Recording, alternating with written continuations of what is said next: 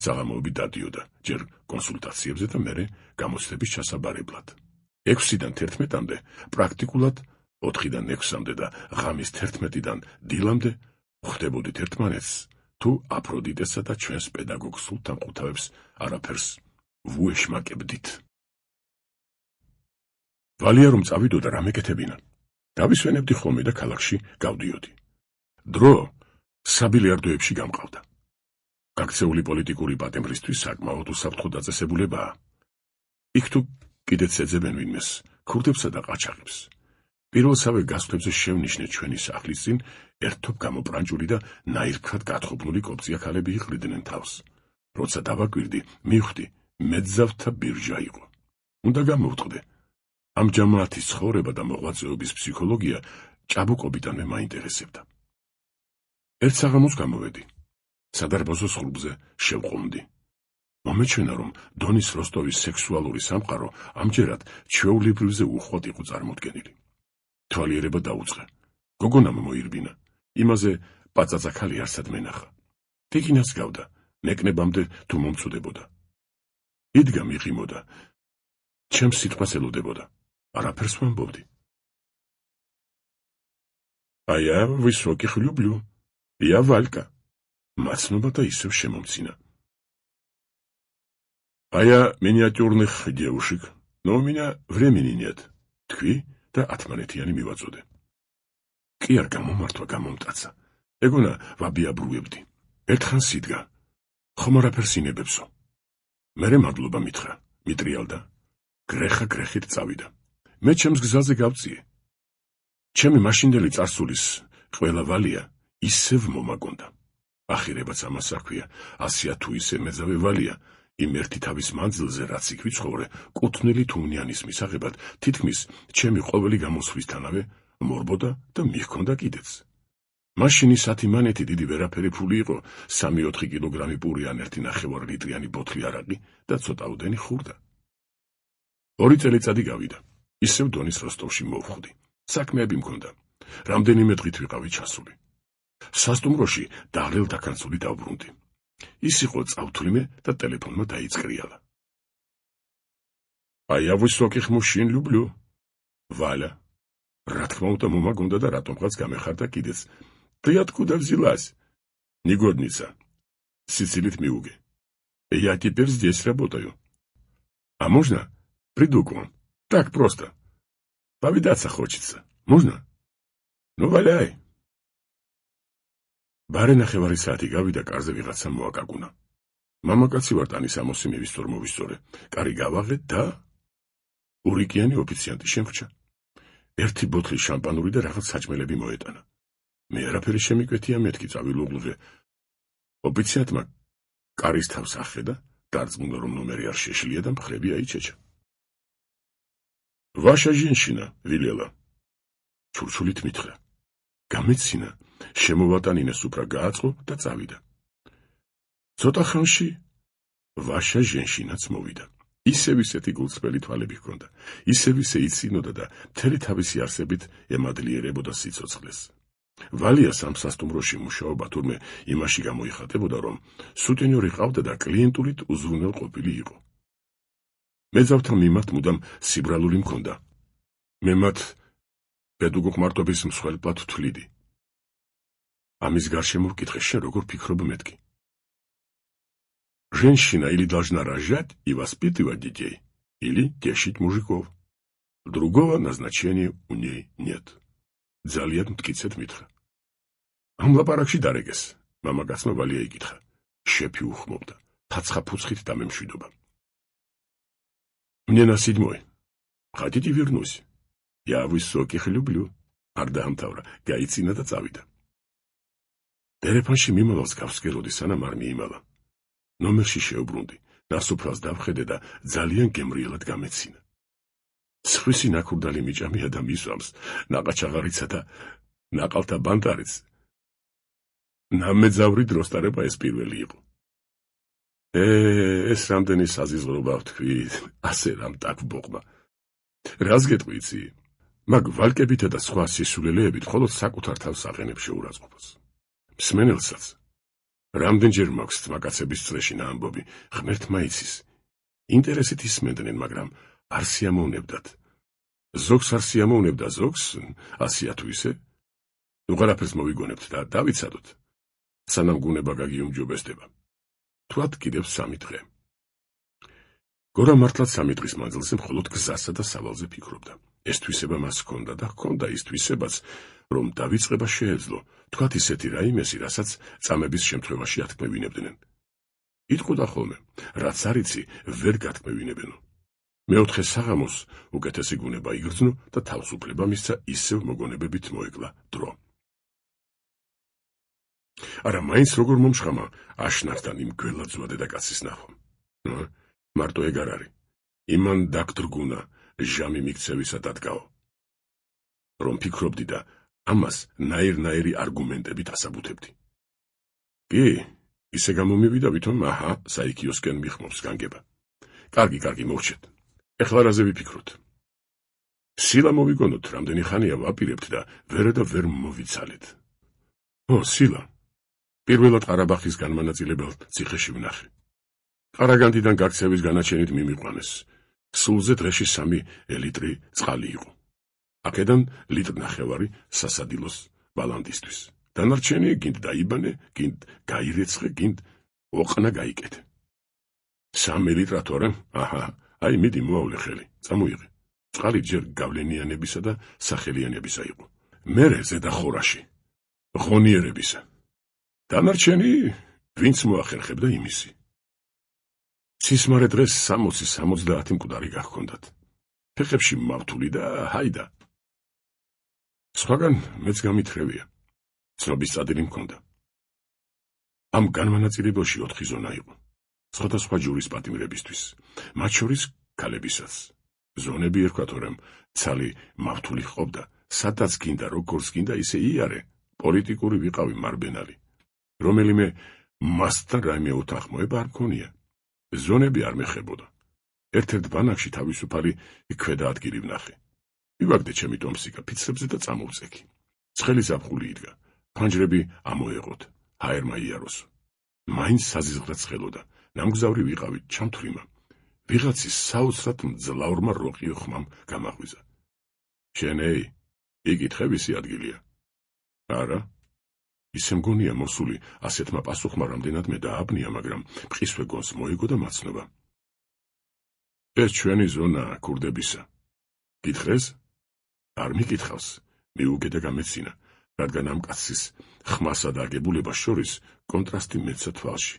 ერთი მილეული პატარა ნაზამთრალ ბეღურასავით სულიერი იყო. რა სიღრიჭები ვინახა? წნარად. ყოფილი და მარადისის სტუდენტი გორა მქვია. შენ? გორა, ვიცი. ჩემმა თანამოსაუბრემ ძლივ შეიკავა, თავი ცნობის მოყვარეობა არ გაემჟღავნებია. და როცა დარწმუნდა, რომ ღირსეული კაცის იერი შეინარჩუნა, სხვათა შორის მაცნობა. მე სილა ვარ, ალბათ გაგიგონია.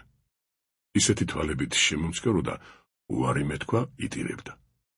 გამიგონია? არასოდეს მსმენია ისე ვთქვი. საით მიდიხარ? არ ვიცი. ქურდები მოგხვედეს, მე-14 აჯარიმოში ვიყავით. საბჭოთა კავშირში რამდენიმე ასეული ისეთი კაცი ხომ აღმოჩნდა ლენინთან ერთად შაბათობაზე ცნობილ მორს, რომ მიაწუნწულებდა. პატიმრობაშიც ასია. თავზე ხელაღებული გაქცევის ამბავი არა მარტო საუბრების ერთ-ერთი მთავარი თემა, არამედ პატიმართა გარკვეული ნაწილი, რომელიმე გაქცეულთაგანის ახლო მეგობრობას თუ არა, წარსულში ერთად ნაჯდომობას მაინც იჩემებს. ჩვენი ბოლო გაქცევა ერთობ თავხედური, მსხვერპლიანი იყო და ბანაკებში გვარს სახელით ვიხსენიებოდით. სილას ალბათ ამ თავისებურების გამო ემცნაურა ჩემი სახელი. თავის ნარზე ავიდა. ჩემ ზემოთ ეკავა ადგილი. რაღაცეები მეკაკანა, ყველაფერი იქით იყო მიმართული, რომ ძველ კანონიერ ქურდად წარმომდგენოდა. ქურდი არ იყო. მიტმასნილს უფრო ჰგავდა. რუსულად პრისტიაჟნოე. ძველ პატიმარს ალღუ აქვს გამომუშავებული. მასტებს ერთი შეხედვით ასხვავებს. ძველ პატიმარს კი არა და ყველა განმანაწილებელში არის თითო ისეთი რეჟიმის მუშაკი. მოყვანილ ეტაპს რამდენიმე მასტად ხმა ამოუღებლივ, თითის ერთი გაქნევით რომ ანაწილებს და მე რას მოვტყუდებოდი. დიდხანს იროხროხა, მერე როგორც იქნა დადუმდა, ალბათ ჩასთვლიმა. გავიდა დრო, ფიცრები ააჭრაჭუნა, ჩამოხდა და გამომიცხადა. წავალ ვითამაშებ, გულს გადავაღოლებ. აგერი ქურდებს ბუნაგი აქვთ. ერთ თავად თამაშია. ხა, ქურდები. მან ქურდი 2-3 კაცია.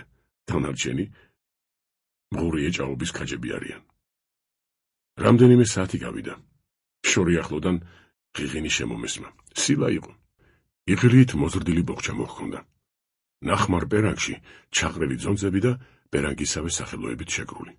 ბოხჩა ნარზე შეაგდო. ავიდა. მონაგების ათვალიერება გადარჩევას შეუდგა. ღიღინებდა, უცხოელი მომღერლები ხრინწიანად რომ მღერიან ისე. და ცოტა უკეთესადაც. გრძნობდი, სულის კაცკაცით ელოდა, როდის გამოველაპარაკებოდი. რა ისევ გამოიჭირე არიფები. მონაგები და რაიმე საჩუქრის მიღების ვარაუდით, შორიდან გამოელაკუცა ვიღაც. სილამ ქათინაურს ყური აუქცია, ვითომ და დიდი ამბავიო. და მოლაკუცეს უხმო. მოდი აქ ბიჭო. ბიჭი ბებერი გახლდათ. ცალი ნახევრით ნადამლარი და ტუჩმოქცეულიც. ამა შენი იყოს. სილამ ერთი წვილი ნახმარი წინდა, საზეიმოდ გადასცა. უბიჯებიდან ფული ამოიღო, გადაითვალა და დასძინა. 25 მანეთია. სოიკას წაუღე, თვითონ იცის. კარგად შეინახე, ძაღლებს არ გადაეყარო, არ გიპოვნო. მიდი აბა, სირბილით. ბიჭი მართლაც სირბილით გაეშურა. ცალი ფეხით ნორმალურ ნაბიჯს დგამდა, მეორეთი ნახევარ ნაბიჯს და ამიტომ ორჯერ. სილამ გუდას თავი მოხსნა. ძალიან ხატუნად მიამბო, როგორ გაატყავა ის მღრი ეჭაობის ქაჯები. ისიც მაცნობა, რომ ფულად 48 მანეთი და ბარე 2000 მანეთის ძონძები მოიგო. ბანაკის ძონძების ფასი თავაზიანი სიტყვა რომ გამოვიყენოთ, სრულიად პირობითია და გულისხმობს მხოლოდ იმას, თუ რა ფასშია ნათამაშები და არა იმას, თუ როგორ გაიყიდება. ეს მართლაც ძონძია, მის მყიდველს სრულ ქმნილებას დაუფლებული ჩარჩიც კი ვერ იპოვნის. მაგრამ თამაში გადის, სიფრიფანა. 100-საკერებლიანმა ნიფხავმა ადვილის შესაძლებელია მთელი წლის შაქრის ულუფა მოიგოს და იქნება ნაღდი ფულიც. შიკრიკი დაბრუნდა. ხალათის ქვეშიდან ჭინჭში გახვეული 2 50 გრამიანი ბოთლუკა ამოაცურა. სილას ააწოდა. ამან ბოთლუკას საცობი გააგდებინა და მიიყუდა. არ ვიცი სენი რამ სჭირდა. თუ ასე მოწყობილი კუჭნაწლავი დაბადებითვე დაღვა.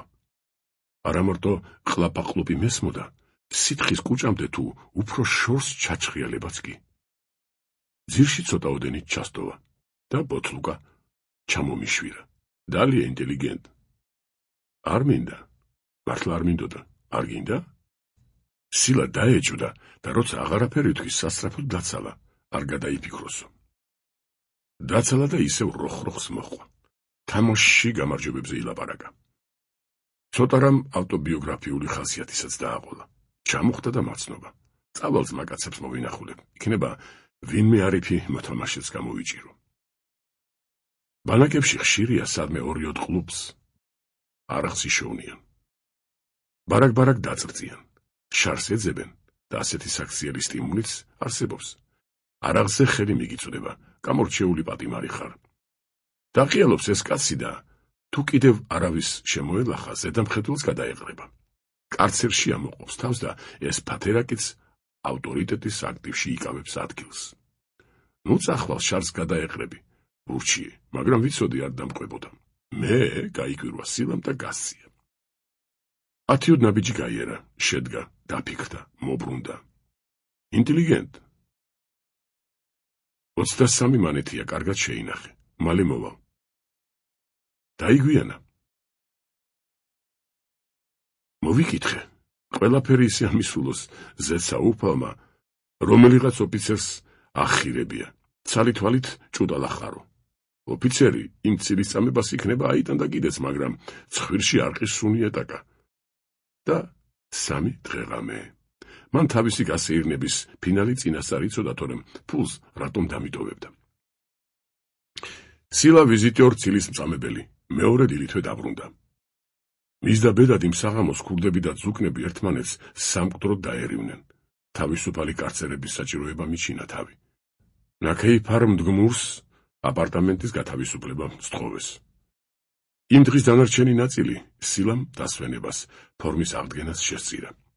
დრო ძირითადად სამზარეულოს მიდამოებში გაატარა. დამპალი ბურღულის ფაფა მეტი მოუვიდა და ჩემს წინაშე ბოდიშები დასჭიდა, რა ვქნა ამ ჯალათების ხელში კუჭმა მიმტყუნაო. საღამოხანს ფული გადაითვალა, აღნიშნა სალაროს შევსება საჭიროა და სათამაშოდ გაემართა. ამ კაცს თვისება ჰქონდა, რასაც აპირებდა იმასჯერ ხმამაღლა იტყოდა ხოლმე. ერთავად როხროხებდა, მაგრამ სიმართლე უნდა ითქვას, მოსწრებულად უბნობდა. კარგი მთხრობელი იყო. წავიდა. 1 საათის მერე აფოფინებული მოვარდა, რაც ძონძები ჰქონდა წაიღო. საღამოხანსღა დაბრუნდა და ვაი იმ დაბრუნებას კი არ მოდიოდა, მოცოცავდა. ზინზლიანი ტრუსების ამარა იყო. ყელზე პეპელა ჰალს თუ ხიება. ვერ მოიხსნიდა, ასე ყოფნა ჰქონდა წაგებული. თავნის ქვეშიდან ვერ გამოვიდოდა. ავიდა სილა თავის ნარზე და ცოტა ხნის შემდეგ სლუგუნი მომესმა. სტიროდა სილა. ჯერ ჩუმად სტიროდა, მერე ცემლებს სიტყვიერი ტექსტი დააყოლა, მოთქმა სინანულისა. ჩემთვის უმთავრესად ამ მოთქმებით გახდა ცნობილი სილას წარსული და მარტვილობა. ჭაბუკობის ჟამს სილა ბედისწერას ნესტორ მახნოს რაზმებში მიუყვანია. თავის ამ ნაბიჯს იგი იმით ხსნიდა, რომ იმ დროსა და ვითარებაში კაცი უსათუოდ ვისიმე მხარეზე უნდა ყოფილიყო. სხვაფრე არ შეიძლებოდა. პირადად მე დარწმუნებული ვარ, სილა მახნოსთან ანარქიზმით თავდავიწყებულ გადაცებას არ მიუყვანია. სიცოცხლის შენარჩუნებისა და ხელის მოთმობის წყურვილმა მიიყვანა. მახნოს საბრძოლო რიგებში მისი ფუნქცია შემდეგი ხასიათისა გახლდათ. უკრაინული ანარქიზმის მამამთავარს აღალში გამუდმებით დაუდიოდა შაქრით სავსე ვეება საზიდარი. თუ ლაშქარი ისეთ ადგილებში დაიბანაკებდა, სადაც ახლო-მახლო ებრაელების დასახლება იყო, სილა მიდიოდა, შაქარს სთავაზობდა. ვაჭრობისა და მოლაპარაკებების მერე მუშტრებს წამოიყვანდა, საქონელს აჩვენებდა და ისეთი შემთხვევაც ყოფილა, შაქარი ცხენებიან საზიდრიანად მიუყიდია. გაუსწორდებოდნენ ებრაელების სილას, გაირეკდნენ საზიდარს, რამდენიმე ვერსში სხვა მახნოელები დაუხვდებოდნენ, წაართმევდნენ, აღალში დააბრუნებდნენ. ეს პრაქტიკა კარგახანს ხორციელდებოდა, მაგრამ ბოლოს გაუქმდა, რადგან მისი არსი ტკბილით ვაჭრობის მოყვარულთათვის ცნობილი შეიქნა. სილამ ანარქიზმს უღალატა. იმ ადგილებს სამუდამოდ დაემშვიდობა და მისივე გამოთქმით თავის სარჩენად ბელორუსიის ქალაქ ოშმიანის ბაზარს ჩააბარა. აქ აუცილებლად უნდა მოვიგონოთ მოქალაქე შმულევიჩი, ვისაც სილა თავის მოთქმებში უშვერი სიტყვით იხსენიებდა ხოლმე. იგი ერთი იმ მათგანი ბრძანდებოდა, ვინც თავის დროზე სილასგან შაქარი შეიზღიდა. ფენომენალური მეხსიერების პატრონი აღმოჩნდა. 10 წლის წინათ ერთხელ ნანახი კაცი იცნო. სილას საგანგებოდ კითხე იმ 10 წლის მანძილზე შმულევიჩი შაქარს საკვებ პროდუქტად თუ იყენებდა მეთქი. არ იცოდა. 100 თუ ისე 1929 წელს სილამ 10 წელიწადი დაირტყა. ალღო ჰქონდა. ადვილად მიხვდა. მისი მონაცემების კაცისთვის ციხეში ქულდაჯდომას არაფერი სჯობდა. მას შემდეგ სულ ამას ცდილობდა და ზოგ-ზოგებთან გაუდიოდა კიდეც. სანამ სილას ბიოგრაფიის შემდგომ, ანუ გარმონის ნაწილს გავიხსენებდე, უნდა აღვნიშნო, რომ მან პეპელა ჩემი წყალობით მოიხსნა. სლავა ნაგულოს ნაჩუქარი ახალ-ახალი უკრაინული ხალათი მივეცი. დაჯდა, ითამაშა, მოიგო. ისევ დათვრა, წარყიალდა ეშმაკმა ზუკნების ზონაში შეიტყუა. იქ როგორც გამოირკვა, ცხოვრების ქურდული წესის სილასეულმა პროპაგანდამ, აბორიგენტ, გული მოჰგვარა და ისეთი ნაგვემი დაბრუნდა, სხვა მეგონა. მკვდრად ჩათვალეს, მოეშვნენ, თორემ ფეხებში მავთული არას გზით ასწდებოდა. რაც შეეხება გარმონს, ამაზე თვით სილას სიტყვებით თქმა აჯობებს. არა, მე რა კაცი ვარ. ჭკუის ნატამალი მქონოდა, რაღა მაინც და მაინც იმ გარმონს ავიხილებდი, ჰა. აგერ 1000-ობით მაყუთიანი არიფი. საცა ძველი ინჟინერი და პროფესორი ნახეს, მოხვედეს ჩვენთან ბელომორკინალზე, ნახირებით მორეკეს. სულ ყალმხისა და წავის საყელოიანი პალტოები ეცვათ. ოქროს ვარაყიანი სათვალეები ეკეთათ. თავი ხარკოვის ლომბარდში გეგონებოდა. ხელი დაადე. ეგრევე იხდის. მე კიდევ გარმონი. განა ისეთი რა ჩავიდინე. ხალხი ვიცი, ბანკის საღებაში 5, რა 8 წელიწადი აიღეს. გარმონში 10. გარმონი კი არა, საბანაკო ბანდიტიზმი იყო. არის ასეთი იურიდიული ცნება. აწლად ფასობს. ვიღაც პატიმარს როგორც შრომაში წარჩინებულს ჯილდოთ გარმონი მისცეს. სილამ წართმევა დაუპირა, პატრონმა არ მისცა, სილამ დუნდულაში დანაადაკა. 1933 წელს ატაკა. გათავისუფლების თარიღმა 1953 წლამდე გადაიჩოჩა. ცხოვრება მოულოდნელობებით ახსავს რამ არის. სილამ ეს იცოდა, მაგრამ პოლიტიკური პატიმრის ამპლუას თუ ელოდა, ამას ვერაფრით წარმოიდგენდა. როცა ბანაკები 37 წლის კონტინგენტით გაიტენა, ხმა გავარდა, ჰიტლერმა სტალინსა და ეჟოვს ისეთი საწამლავი შეაპარა, რომ ჭკუაზე ორთავენი გადასცდნენ და საკუთარ მეგობრებს დაუწყეს ჟლეტაო. იმდროინდელი საერთო რეჟიმის ბანაკის ინტელექტი აბა სხვა დასკვნამდე როგორ მივიდოდა. ამის გამგონეს სილამ სრულიად წინ დაუხედავად განაცხადა, ისეთი რამ უნდა შეეპარებინა ორთავეს ფეხები გაეფშიკათო.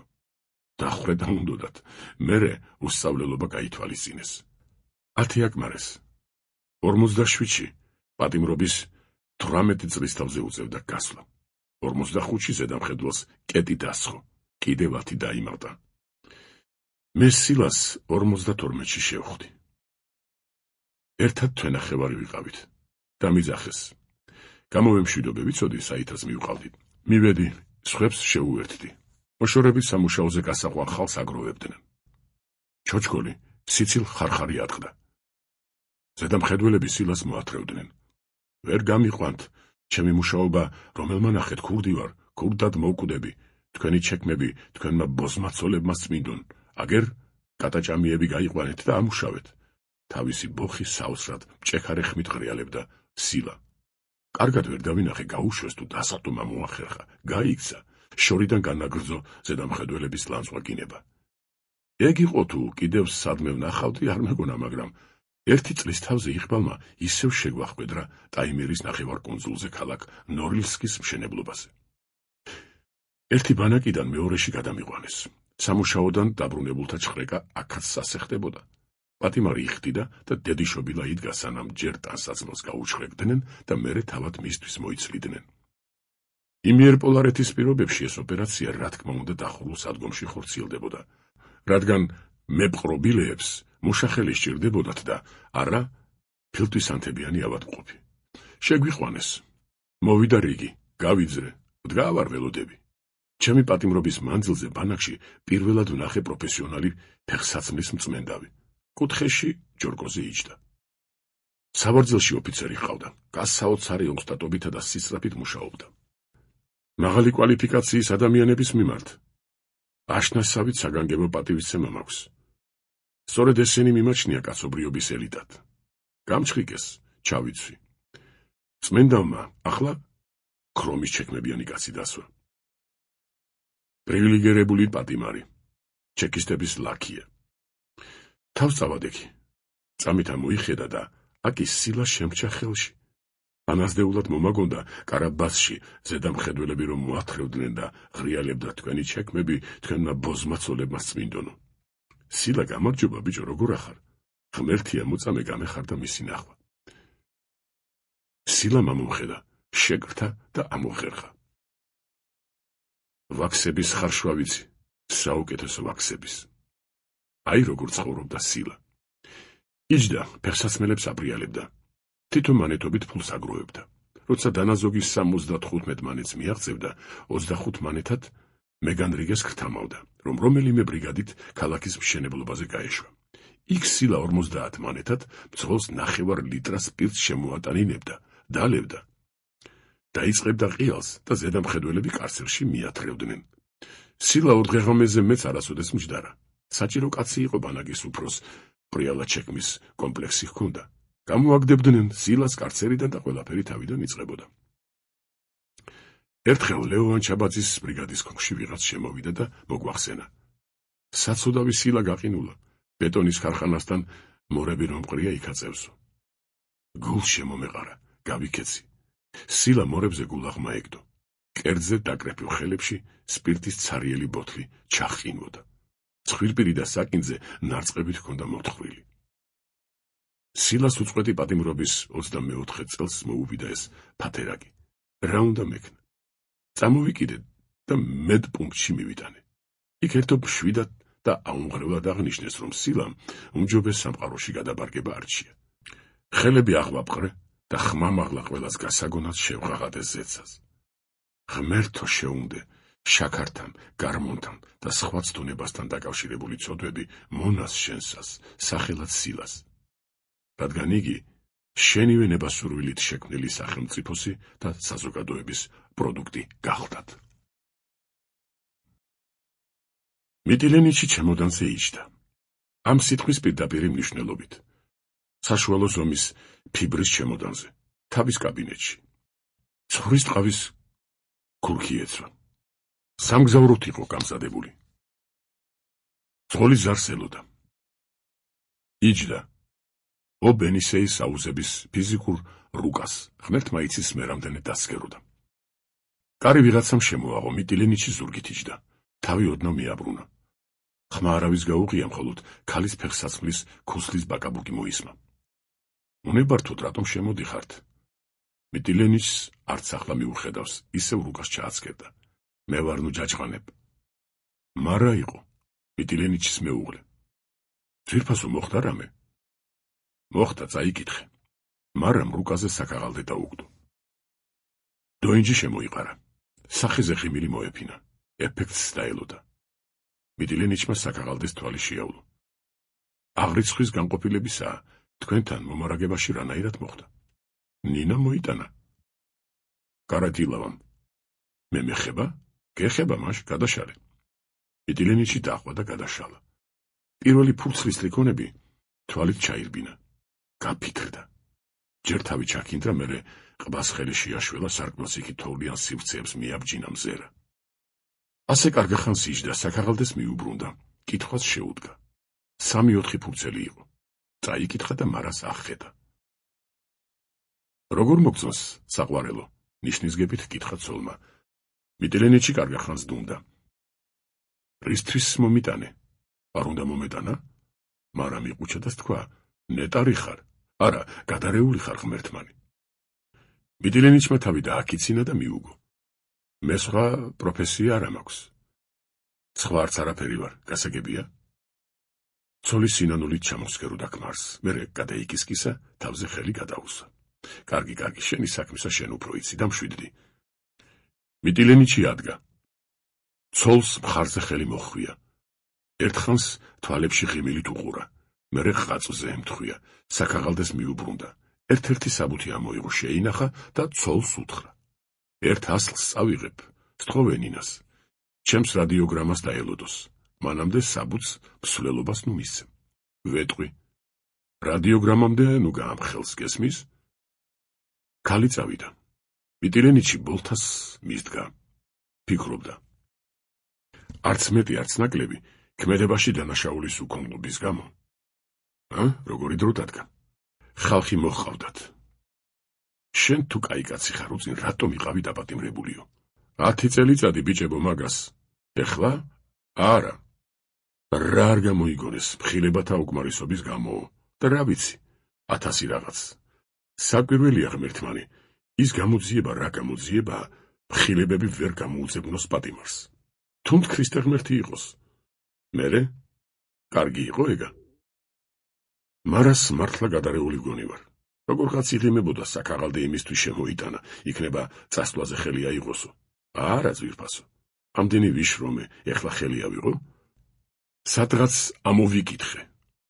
არსებობს სიცოცხლის როლი. კიდევ რაღაც ეწერა. ხო, მთავარი, სიცოცხლის საქმე. ეს ჩემი სიცოცხლის ოპერაციაა. ტელეფონმა დაიწკრიალა.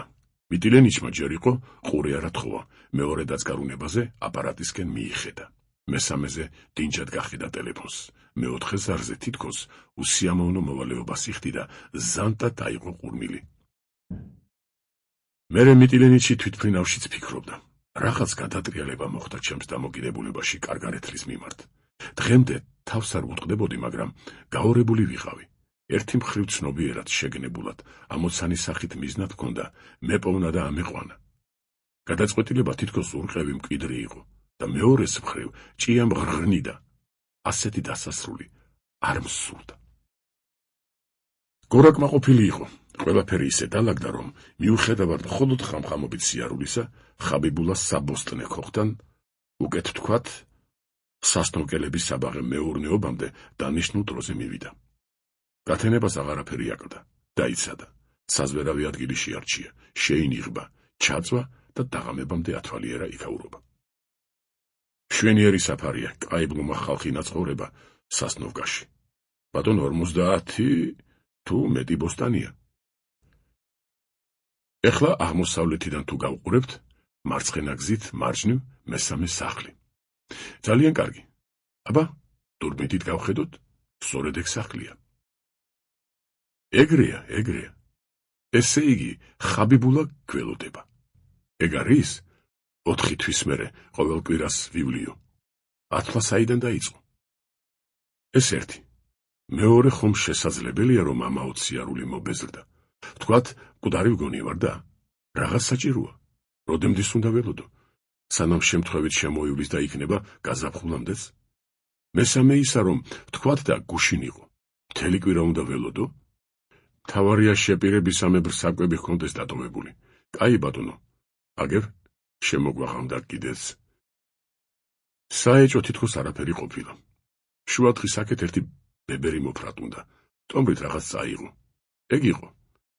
სხვა აქ არავინ გაჭაჭენებულა. ახლა მთავარია გასაღებით უდევს დათქმულ ადგილზე. თქვათ დევს. ეგ იმას არ ნიშნავს, რომ გელოდება, უსათლოდ ჯიბით უნდა ატაროს? მელოდება, ხაბიბულა სიტყვის კაცია. შენმა თავდაჯერებულობამ შემიკლა. ერთავად იმას გაიძახი, ჩემისთანა იღბლიანი მიწაზე არავინ დაიარებაო. ეგ თუ მართალია, მაშინ გასაღები რა სათქმელია. ხაბიბულა დღესვე უნდა გამოგეცხადოს. აქა ვარ ბატონო, როგორ ბრძანდებიო. არ გამეკვირდება იღბლიანობა სიცოცხლის მანძილზე, ან მის რომელიმე მონაკვეთზე განხორციელებულ გამთხვევათა ერთობლიობაა. რამდენჯერ გითხრეს, მაგას ხმამაღლა ნოიტყვი, ღმერთი გიწყენსო. ეგ მტკნარი სისულელია. იღბლიანობა ჩემი მონაპოვარი არ არის. ღმერთის ბოძებულია. ასე ხმამაღლა და ხშირად სწორედ ღმერთის გასაგონად ვამბობ. ვინმეს რაიმეს რომ მიართმევ, თქვათ ქალს ყვავილებს და ხმამაღლა იტყვის, გორამ მიწუნაო, გამოტყდი, ხომ გესიამოვნება. ღმერთიც ეგრეა. ისიც კაცია და ამაგის დაფასებას სიამოვნებს. იღბლიანი ვარ მეთქი, რომ ვამბობ, ამის უფლებაც მაქვს. მაშინ საცოდავი არფენიკას მაგალითი იღბლის საქმე არ არის? მოიცა, როგორ იყო? როგორ და ეგ პირველი გაქცევის დროს მოხდა. გამომცემლობაში დავიწყე მუშაობა. ტექ რედაქტორად. სტამბის საქმეები მებარა. ღმერთია მოწმე, უკანონო კაპიკი არ გამიკეთებია. გაქცეული კაცი ასეთ რამეებს უნდა ერიდოს. მანეთზე გამოგიჭერენ, გაქცევა გაგეხსნება და კარგად მეყოლე. იქ მოსაპარი არც რამე იყო. ყველა პატიოსნად მუშაობდა, მაგრამ როგორ ქვეყანაში ვცხოვრობდით? იმ სტამბის მუშას ხელფასი პურის ფულად არ ყოფნიდა. რა ექნა? ერთი სიტყვით, არაფერს მისცემ არც დროზე და ხეერიანად რასმე გაგიკეთებდნენ. ფული საიდან? საიდან და ვინმეს უნდა გამოუწერო ვითომ და შესრულებულ სამუშაოში? ამას მკვდარი სული ჰქვია, მაგრამ თლად მკვდარი არ არის, მის სახელზეა გამოწერილი. თანხის საგზნობი ნაწილი ცოცხალივით მიაქვს და ვერც ვერაფერს შეჰკადრებ.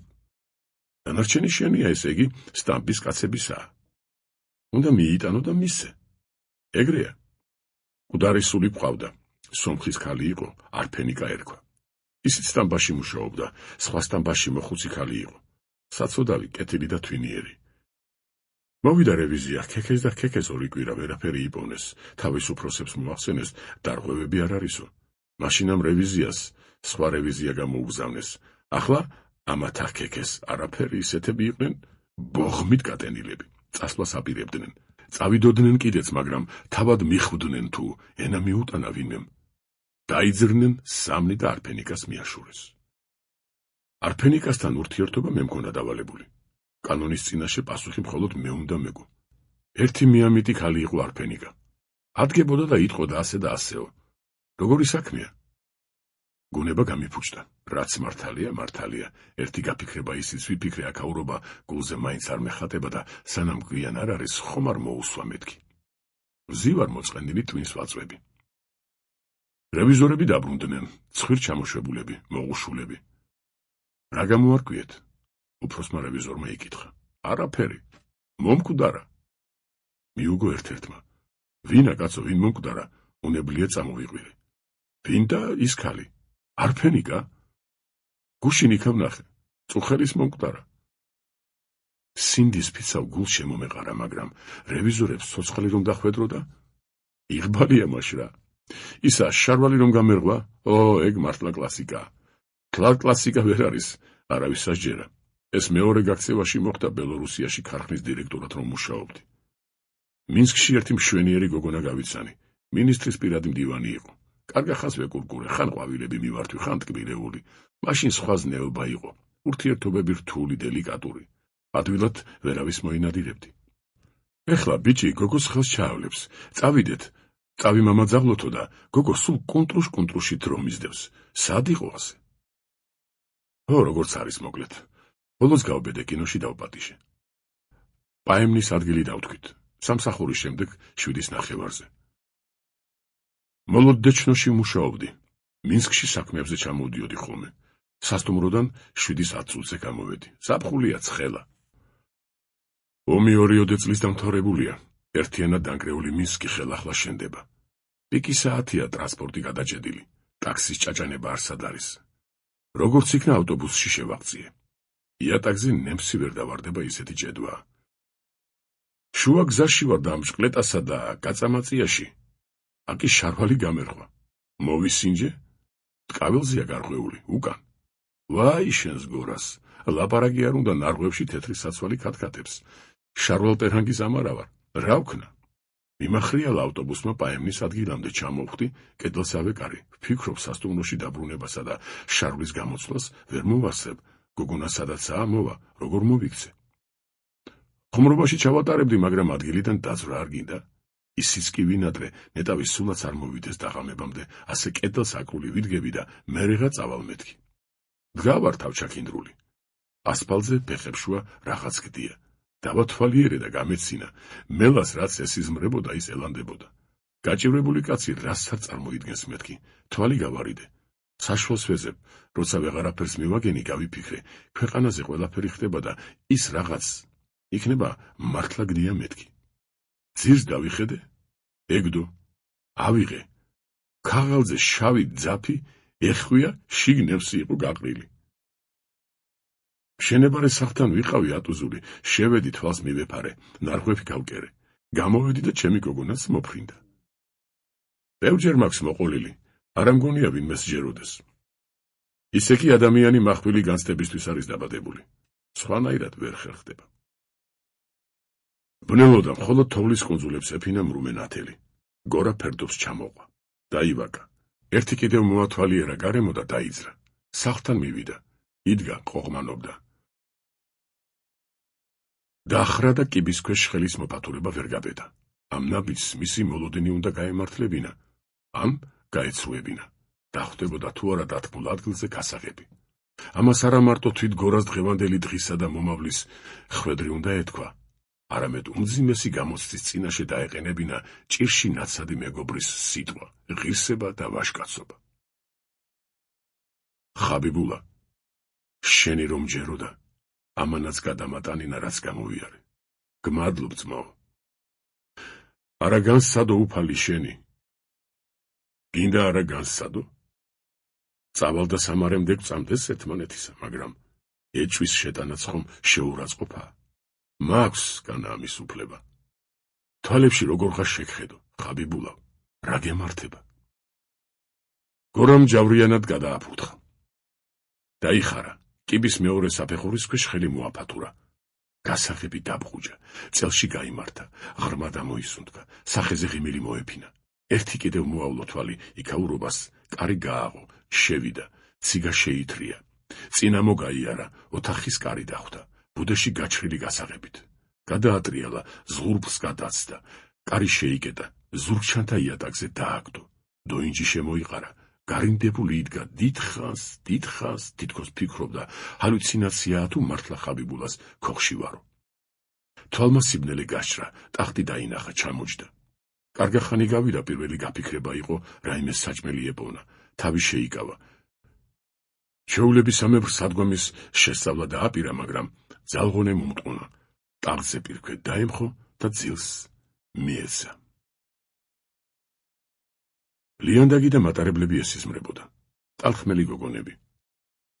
მათი ფუშფუშა ბზისთვის ბოხჩებივით სპორტულ შარვლებში გამოკრული დედები. გადაცმული ქურდულად მზირალი ჩეკისტები და გაფაციცებული მიტილენიჩიც. მაგისტრალი სულ ახლო იყო. ერთი მეორეზე მიმავალი შემადგენლობების გრიალი მკაფიოდ ისმოდა. გორას ძილს ამან ვერაფერი დააკლო. დილით ხე გამოეხვიცა. ოთახს ორი მხრიდან თეთრი ტილოს ძონძებით საიმედოდ ჩახურული სარკმლები ჰქონდა. იქიდან შემოსულმა სითეთრემ გაახელინა თვალები. ვინმეს ბინასა თუ ოთახში მალულა ცხოვრება და მოლოდინი გორასთვის ჩვეული რამ იყო, ეს ყოველ გაქცევას მოსდევდა.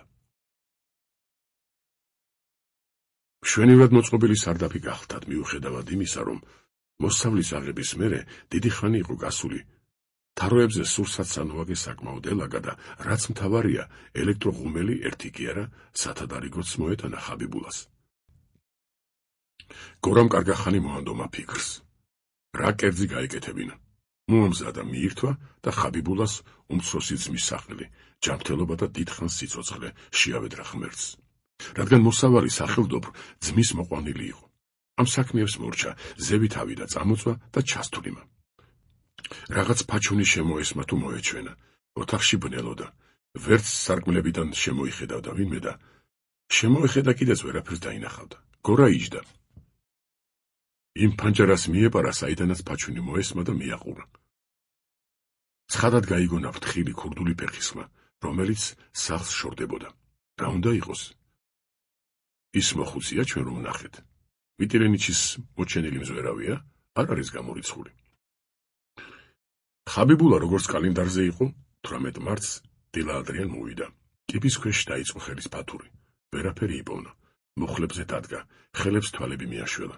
დარწმუნდა გასაღები ადგილზე აღარ იყო. კიბეზე ჩამოჯდა და ცოტა ხნით ფიქრს გაყვა. მერე თან მოტანილი გასაღებით ფრთხილად უხმაუროდ გააღო კარი. წინაში ფეხაკრებით გაიარა. გასაღები არც ოთახის კარში დახვდა. გაინაბა, მიაყურა. სახელურს ჩამოსწია. ოდნავ გამოაღო, შეიხედა. ახტილი სარდაფიდან სინათლეს სცემდა. შრიალი თუ შიშხინი მოისმოდა. ფეხთ გაიძრო, პირქვე დაწვა. ტანმორჩილი ხმელი კაცი იყო. ხვლიკივით გაცურდა. ხრიჭოც რომ მიატანა, წამით გაინაბა. დაბრუნდა, გასაღები ბუდეში ჩასვა, გადაატრიალა, თავი ასწია, სარდაფში ჩაიხედა და გორას თვალებს შეეყარა. დროინ შემოყრილი გორა გაფაციცებით იყურებოდა. გვერდით ელექტროქურაზე ტაფა იდგა. ზედ კარტოფილი შიშხინებდა. ცოცხალია მოვიდა. კარგა ხნის შემდეგღა ამოღერღა ხაბიბულამ. ისევ გაინაბა და სიცილი წასკდა. მერე წამოდგა. ორივე კარი შეამოწმა. ჩაუკეტავი ხომარ დამჩაო და სარდაფში ჩავიდა. პარი 2 საათი ისაუბრეს, სალაპარაკო ცხადია ბევრი იყო. ხაბი, აქ ვიღაც დადის იქნება. შიშისა თუ სიფრთხილის ბრალია, მაგრამ ასე მგონია, რომ ამ შენს ხუხულას ვერავს, უთხრა გორამ. აქ ერთი ბებერი ცხოვრობს, ბინა არა აქვს. აღარც არავინ ყავს. მაგისი ნუ გეშინია. იცის თუ რაიმე გააფუჭა, ხის ბუშლატი არ ასწდება. საერთოდ ისე მგონია, მიტილენიჩი აქ ფერს არ მოადგამს. სხვაგან გიპირებს ჩავლებას. ზდომოდა აქამდე ვერ აგიყვანდა. რაღაც გაუგებარი ამბავია, მე რომ მელაპარაკა, ისე შევატყვე, მხოლოდ ერთი რამე აინტერესებდა. აქედან საით წახვიდოდი. როდის გელაპარაკა? 3 დღის წინ. ესე იგი ბოლოს აქ რომ ვიყავი და სასნოვგაში დავბრუნდი. საღამოხანს მესტუმრა. ჩემგან ვერაფერი წაიღო, მაგრამ ცხადია ერთხავად გითვალ თვალებს. ყველა თითქმის ყველა შენი ნაბიჯი იცის. მე გორავ, ვერაფერს გირჩევ, ხომ იცი ჩვენი წესი. ნახოთ და სწორედ ჩემ არჩევამ არ ივარგა მაშინ. ჭკუა ჩემზე მეტი გაქვს. თავად გადაწყვიტე, ჩემი საქმეა ყავარჯნები მოგიტანო. ბილეთი ნაყიდი მაქვს. გინდა ისარგებლე, გინდა? რა ვიცი, ყავარჯნები, ფული და ბილეთი. ჩათვალე 4 დღეში გექნება. თუ მანამდე მიტილენიჩმა არ მომინახულა. არა მგონია. ისე კი შენ თავად იცი. ხაბი, უსათუოდ უნდა მიყირო მეორე ბილეთის. მაგრამ სხვა ვაგონში, რბილ ვაგონში. კიდევ ერთი ბილეთი გესმის? იმავე მატარებლის სხვა საძილიან რბილ ვაგონში. ერთი ეს მითხარი, საძილე ვაგონები გვერდიგვერდ არის ჩაბმული. არ დაკვირვები ხარ? ხაბიბულმა მხრები აიჩეჩა და ჩაილაპარაკა. არ დავკვირვები ვარ, ერთმანეთის გვერდითაც რომ იყოს მერე რა. არა, სულაც არაფერი. იშოვნი? ვიშოვნი? სადგურის უფროსი ჩემი ძმაკაცია. მოიცა, ეგ ზიზია ტანსაცმელი საიდან? მერე გეტყვი. გორა ღამით ქოხიდან ფრთხილად გამოვიდა. კარგა ხანს სიჩუმეს უსმინა. მერე იმავე ყამირგზას მიაშურა, რომლითაც დაიკიდან მოვიდა. 100 მეტრი არ ჰქონდა გავლილი, მენჯის სახსარი ასტკივდა. შეისვენა, კიდევ მიაყურა, იარა და გზაზე გასვლისთანავე მარჯვნივ რკინიგზისკენ დაუხვია. დაღმართი იყო, სვლა გაუადვილდა. მერე გზა ჩამრეცით წავიდა და გორამ მთვარიანზე მოლაპლაპე რელსები დაინახა. ლიანდაგი სულ ახლო იყო. სწორად იმ მანძილზე, როგორც მატარებლების ხრიალის მიხედვით ივარაუდებდა. გორას სუნთქვა შეეკრა. რამდენიმე წამით ხუთივე გრძნობა და აზროვნების უნარი გამოეთიშა, მაგრამ გონს მალევე მოეკო. ჯერ ხმამაღლა უწმაწურად შეიგინა, ლიანდაგს მუშტი მოუღერა, მერე სიცილი აუტყდა, მიწაზე დაჯდა და ცრემლები წამოსცვივდა. იჯდა და ტიროდა. უკანასკნელად როდის იტირა, ღმერთმა იცის ალბათ ყრმობაში და მერე მხოლოდ ორჯერ თუ სამჯერ უძვირფასესი ადამიანების გარდაცვალების გამო. გული მოიოხა, დაწმარდა. ჩამრეცს ჩახედა. იფიქრა, ამოსვლა გაჭირდება, სახსარს ზედმეტი ძალა დაადგებაო და ქოხისკენ იბრუნა პირი. ხაბიბულა მესამე ღამეს მოვიდა. ყავარჯინები ამერიკული კეისი და კონვერტი მოუტანა. ისაუბრეს საჭიროების შემთხვევაში პაროლი დასთქვეს. ერთმანეთს გადაეხვივნენ. ხაბიბულამ გორას ძველი ყავარჯინები, ციგა და ყველაფერი, რასაც კი გორას აქ ყოფნის დადასტურება შეეძლო, თან წაიღო და თვალზე ცრემმორეული წავიდა. გორამ ძმაკაცის ფეხის ხაშა ხრუშს მიაყურა. კარები შეიკეტა და სარდაფში ჩავიდა. კონვერტში პასპორტი, ფული და ორი სხვადასხვა საძირი ვაგონის ბილეთი. სასნოკა ჩელიაბინსკი იყო. გორამ ქოხი მოათვალიერა. ჩემი ყოფნის სხვა რამკვალი ხომ არაფერი მრჩებაო. ცარიელი ზურგჩანთა აიკიდა. კეისი და ყავარჯინები წაიღო. გარეთ გავიდა, კარი ჩაკეტა. გასაღები თავის ადგილას მიმალა. ღამეს მიაყურა. იმავე ბილიქს გაყვა, რომლითაც ადრე ყამირგზაზე გავიდა. ადგილი შიშველი იყო. მთვარეს არემარაზე თავისი ვერცხლისფერი საფიქრალი ჰქონდა მოფენილი. გზაზე გავიდა, შეჩერდა. ისევ მიაყურა. შემადგენლობამ ჩაიგრიალა. გორა იდგა, სანამ ბორბლების შორეული ხრიალი მიწყდა. ყავარჯინები შეიმარჯვა. დაღმართი ლამის ხტუნაობით ჩაიარა. გზისპირა ნარგაობაში შევიდა. სულის მოსათქმელად ჩამოჯდა. რაღა დარჩა, ეს მიწაყრილი რამ სიმაყლიაო ხელი. მაგას აივლი და ლიანდაგზე ვარ. რაღაც მოусვენრობას ვგრძნობ, ვღელავ, ინტუიცია ხომ არაფერს კარნახობს. ეს ისე არ იყოს, ადრეც რომ დაგმართნია, თითქოს ყველაფერი აწონილ-დაწონილია, შედეგი განჭრეტილია და მაინც გულს გაკლია. უხილავი ძალა გაბრკოლებს. ნუ აჩქარდები არ ვარ გაო. მერე მიუხედავად ამისა, ჩანაფიქრის შესრულებას იწყებ და გადაულახავ დაბრკოლებებს აწყდები. შეიძლება აგრეც იყოს. კარგი და რას უნდა მკარნახობდეს ეგ ქვეცნობიერება, თუ რაც არის. უახლოეს რამდენიმე საათში ერთადერთი საშიშროება მიტილენიჩია. როგორც უნდა იყოს, ჩვენ უკვე მივიღეთ, რომ მიტილენიჩმა ყველაფერი იცის, მათ შორის ადრე ნაყიდი ბილეთი, ვაგონი და ადგილიც. მიტილენიჩი კი მიწაყრილს გადაღმა ისეთსავე გზისპირა ნარგაობაში იჯდა, როგორშიც გადმოღმა გორა. მიტილენიჩი ფიქრობდა, ხომ არაფერი მეშლება. მაშასე, გლებმა მაცნობა, ქოხიდან გამოვიდაო. მატარებელი, რომლითაც იგი სასნოკიდან ჩელიაბინსკში უნდა გაემგზავროს, 23 საათსა და 20 წუთზე გადის. მაგან ყავარჯინებით უნდა 6-7 კილომეტრი გაიაროს, ამას სულ 2 საათნახევარის 3 დასჭირდება. დროზე მივა. ახლა ხაბიბულინმა ის ბილეთი იყიდა, მე რომ დავტოვე. მე-9 კუპე, ქვეითა ადგილი, ზემოთა ჩემთვის არის განზრახული. უბეში მიდევს. ხაბიბულამ თბილისიდან და ურენგოიდან ომსკში რა თანხაც მიიღო ვიცით. ყავარჯინები და კეისიც იქვე ნაყიდი. კარგარეთელს რაცაცვია, ისიც ვიცით. ლიანდაგზე ამოსასვლელად კარგარეთელი ყამირგზას უნდა გამოხვეს. ლიანდაგზე ამოვა ორი მიზეზით. ერთი ის, რომ გაქცევის დღიდან მისი ოცნება საფიქრებელია რელსზე დაჯდომა, როგორც ამხელა ძალისხმევის დამასრულებელი აქტი. და მეორე, ახლა ეგ სულთად არის ჩაცმული, ტალახ-ტალახ არ ივლის. ლიანდაგს უნდა გახყვეს. აგერ, ამოვიდა. აქეთ იყურება. დავიჯერო გრძნობს, რომ აქ ავზივარ? დაჯდა პირით ჩემსკენ დაჯდა. აქეთ იყურება. შემიძლია დავიფიცო, შემიძლია სანაძლეო დავდო, მაგან იცის აქ რომ ვარ. გორამ მიტილენიჩის შესაძლო საფარს იქამდე უყურა სანამ მატარებლის გრიალი გაიგონა.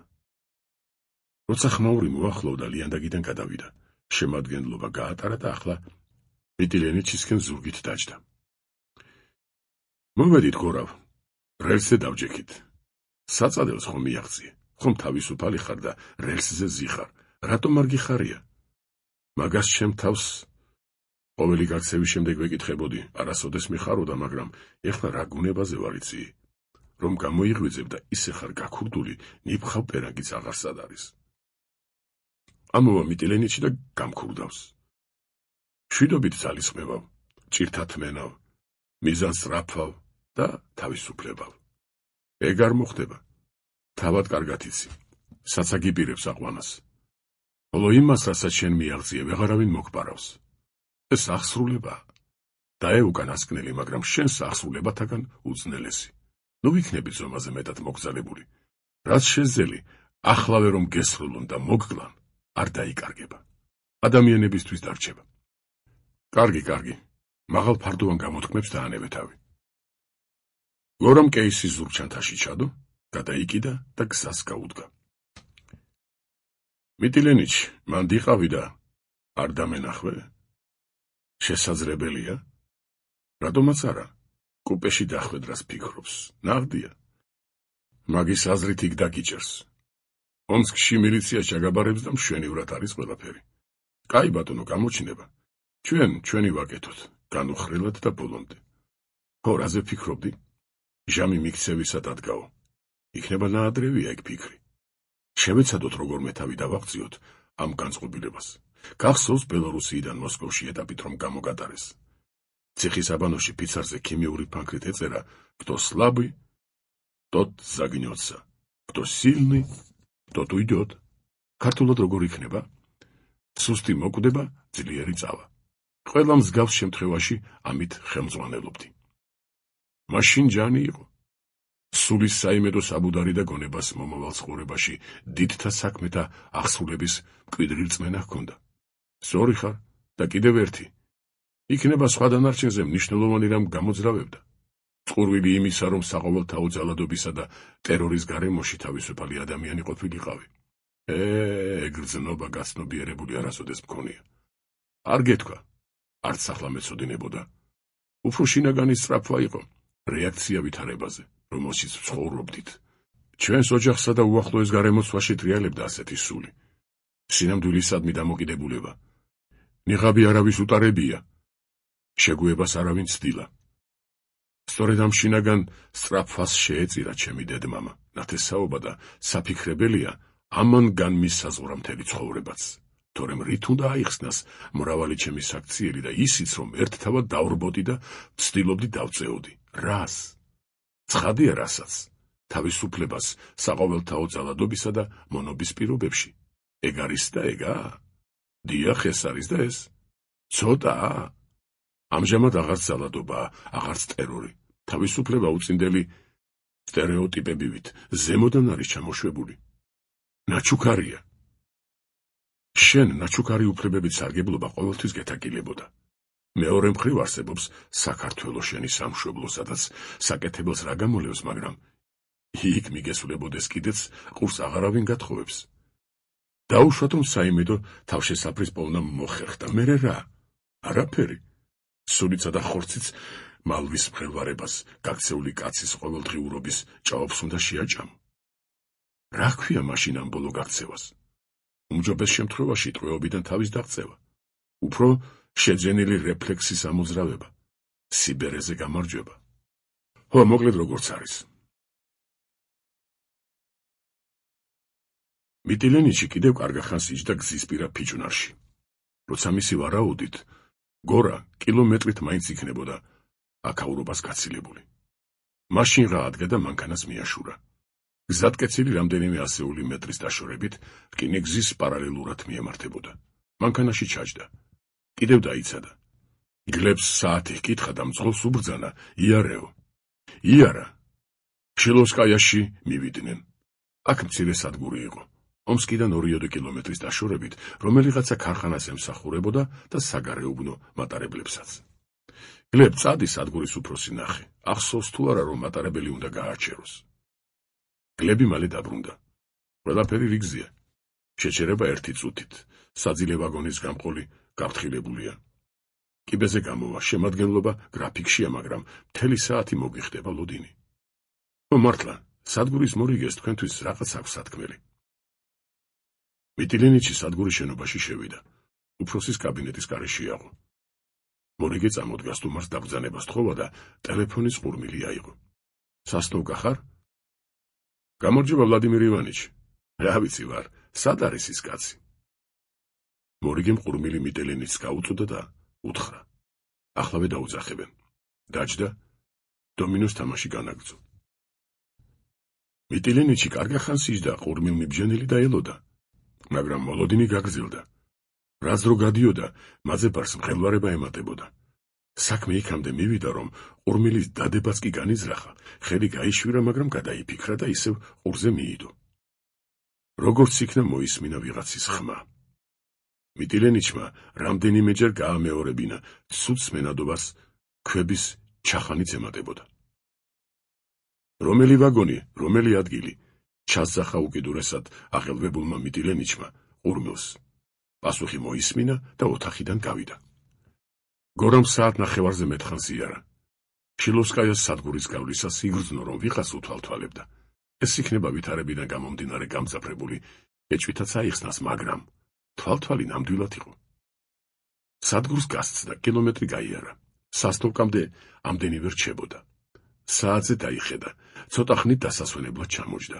მერე ყავაჯნები შეიმარჯვა, გზას გაუდგა. მატარებლის გუგუნმა მოაწია. გორამ განზე გადასვლა განიზრახა. არც ფეხი დაემორჩილა, არც სხეული, მაშინ მეორე მხარეს მიაშურა. ლიანდაგს ვერც სამხრიდან გადასცდა. რა ხდება? რელსები მაკავებენ, არ მიშვებენ. მოიცა, ეს ხომ უკვე იყო. სინამდვილე თუ ზმანება? ეგრე მაშინ გავარკვიე, იმდენად გავდა ერთსაცა და მეორესაც. იქნება მატარებლის გუგუნით ზმანებაა. ახლოვდება, მაგრამ გრიალი შორი მანძილიდან ისმის, რომელი ლიანდაგით მოდის, ჩემით თუ მეორეთი. რომლითაც გინდა იყოს, არ მივიხედავ, თუ ჩემი სიკვდილი ასე და სახელდობრ აქ უნდა ახსრულდეს, იყოს, როგორც განგებას სურს. გორამ კიდევ სადა რელს გადასცდენოდა, ჯერ ერთს მერე მოპირდაპირეს. არაფერი გამოუვიდა, ცალი ყავარჯენიც ვერ გადააცილა. მატარებლის გრიალი კი ახლოვდებოდა. მაშინ კეისიანი ზურგჩანთა მოიხსნა, შპალებზე დადო, ყავარჯნები წინ გაიშვირა და დაწვა. მთელი სიცოცხლე რელსები და ლიანდაგები არა ვარ? რაღამ არ გადამიარა. ხმით, ხმამაღლას თქვა, თვალები დახუჭა, თავი ჩარგო. იმ წამსვე ის გოლიათი ეზმანა, კოჯრის ციხე რომ იყო და ბავშვობაში გონებას უფრო იაქებდა. ზებუნებრივად უჩვეულო სიმძლავრით იელვა, ერთხელ, ორჯერ, სამჯერ ზედიზედ. გოლიათმა წამოიწია, ადგა. დაწყვეტილ ჯაჭვებიანი მკლავები და შეკრული მუშტები ნიშნისგებით შემართა და ეს ყურთამტეხი გრიალითა და ელვის ცეცხლით იყო თანხლებული. სატვირთო შემადგენლობა იყო, ძიმე, კარგა ხანს იბობოქრა, ჩაიგრიალა და წავიდა. მატარებელი სასტოვკას უახლოვდებოდა. მიტილენიჩი საძილე ვაგონის მეცხრე კუპეში იჯდა. გლები იმ კართან იყო, საიდანაც მგზავრები უნდა ამოსულიყვნენ. მოკრიალებულ ცაზე პირსავსე მთვარე მიცურავდა. მიტილენიჩი მთვარეს გასცქეროდა და ფიქრობდა. მატარებელი აწუთს იდგება. რა ლამაზად მიცურავს მთვარე. მთვარე კი არა აგერის თეთრი ღრუბელი მიცურავს. ყოველთვის ასეა. ღრუბელი მიცურავს და იქმნება შთაბეჭდილება, რომ მიცურავს მთვარე. ეს რაღაცა. ღრუბელს იქიდან დიდი ფრინველი გამოჩნდა. მთვარეს მისდევს, დაეწია. მთვარეზე დაждომას აპირებს, რა იქნა? მგონი შეჯდა. მთვარეზე შემჯდარი ფრინველი ვის გაუგონია? კოსმონავტები ხომ შესხდნენ? რა ვიცი აბა. მატარებელი სადგურზე გაჩერდა. მიტილენიჩი კუპედან გამოვიდა, ჩასასვლელისკენ გაემართა. გლებ, აქ იყავი, უთხრა თანაშემწეს და მეზობელ ვაგონში გადავიდა. კიდევ ორი ვაგონი გაიარა. ბაქანზე ჩასასვლელი კარი ღია იყო. საფეხურზე გამცილებელი ქალი იდგა. მიტილენიჩი გაჩერდა. ბაქანს დაუწყო თვალთვალი. გორა ჯიხურს უკან იდგა საათს დასცქეროდა. როცა მატარებლის გასვლამდე 3 წუთი ღარჩებოდა, დაიძრა, გამცილებელს ბილეთი წარუდგინა და ვაგონში ავიდა. ყავარჯნები იღლიაში ჰქონდა ამოდებული. ტალანი მოათვალიერა. თავის კუპეს დაუწყო ძებნა, იბონა, სახელურს ჩამოსწია. კარი ჩაკეტილი იყო. მოიხედა გამცილებელს ეძებდა. მატარებელი დაიძრა. გორა ისევ კუპესთან იდგა. ბაქანზე ჩასული თითოეულა მგზავრი ამოვიდა. ადგილებს მიაშურეს. ცოტა ხანს მერე ის გამცილებელიც გამოჩნდა, ვისაც ბილეთი წარუდგინა. გამცილებელმა კუპესთან ატუზული გორა დაინახა. გასაღები ამოიღო და კარი გაუხო. გორამ ისევ ჩამოსწია სახელურს, კუპეში შევიდა. კარი ღია დარჩა თუ მეორე მგზავრისთვის განზრახ დასტოვა ღიად. ზემოთ ადგილი თავისუფალი იყო. ყავარჯნები მიაყუდა, ჩამოჯდა. ზურგჩანთა მოიხსნა. მიაგდო. თავი ჩაკინდრა. ერთხანს ასე იჯდა, მერე ფანჯრისკენ მიიხედა. მაგიდაზე 2 ჭიქა იდგა, წითელი ღვინით სავსე და ცარიელი. მაგიდისკენ მიჩოჩდა. ჭიქებს შორის კონვერტი იდო. კონვერტზე ლამაზი ხელით ეწერა. გასპადინუ იაგორუ ირაკლევიჩუ კარგარეტელი. გორამ კონვერტი აიღო. კიდევ ერთხელ წაიკითხა თავისი გვარსახელმამის სახელი და ისტერიული სიცილი აუტყდა. კარგა ხანს იცინოდა, დამშვიდდა, კონვერტი გახსნა, ქაღალდი ამოიღო და წაიკითხა. ზეზე წამოიჭრა, ისევ დაჯდა, კვლავ წაიკითხა და თავი ჩაკინდრა. იჯდა და ფიქრობდა. კარებში მიტილენიჩი გამოჩნდა. გორამ შეხედა. ადგა რაღაც უნდა ეთქვა, მაგრამ მიტილენიჩმა გაიარა და წავიდა. რა ხშირად მახსენდება ის შეხვედრა. რატომ ვერაფრით დავადგინე? გულში ჩამივარდა. კოხტა და მშვენიერი ტომი თუ თავად შეხვედრა იყო გამორჩეული.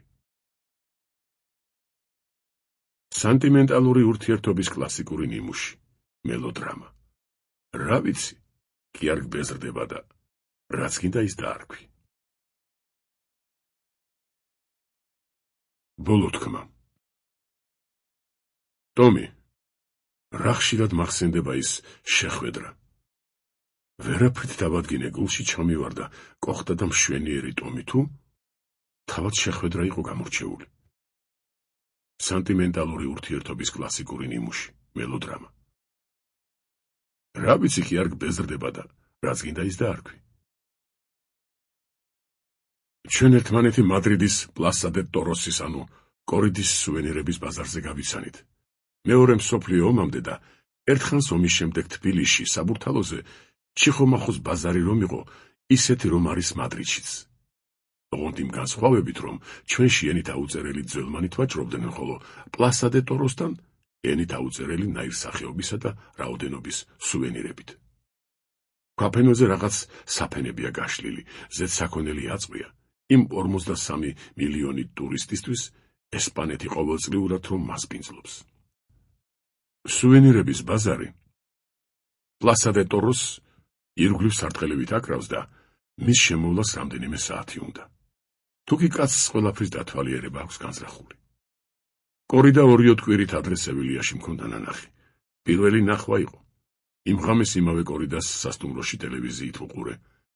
დიდი ვერაფერი სიამოვნება მივიღე, მომეჩვენა რომ სასოდავი ცხოველის წამებით სიკვდილის აქტი ხორციელდებოდა, სხვა არაფერი.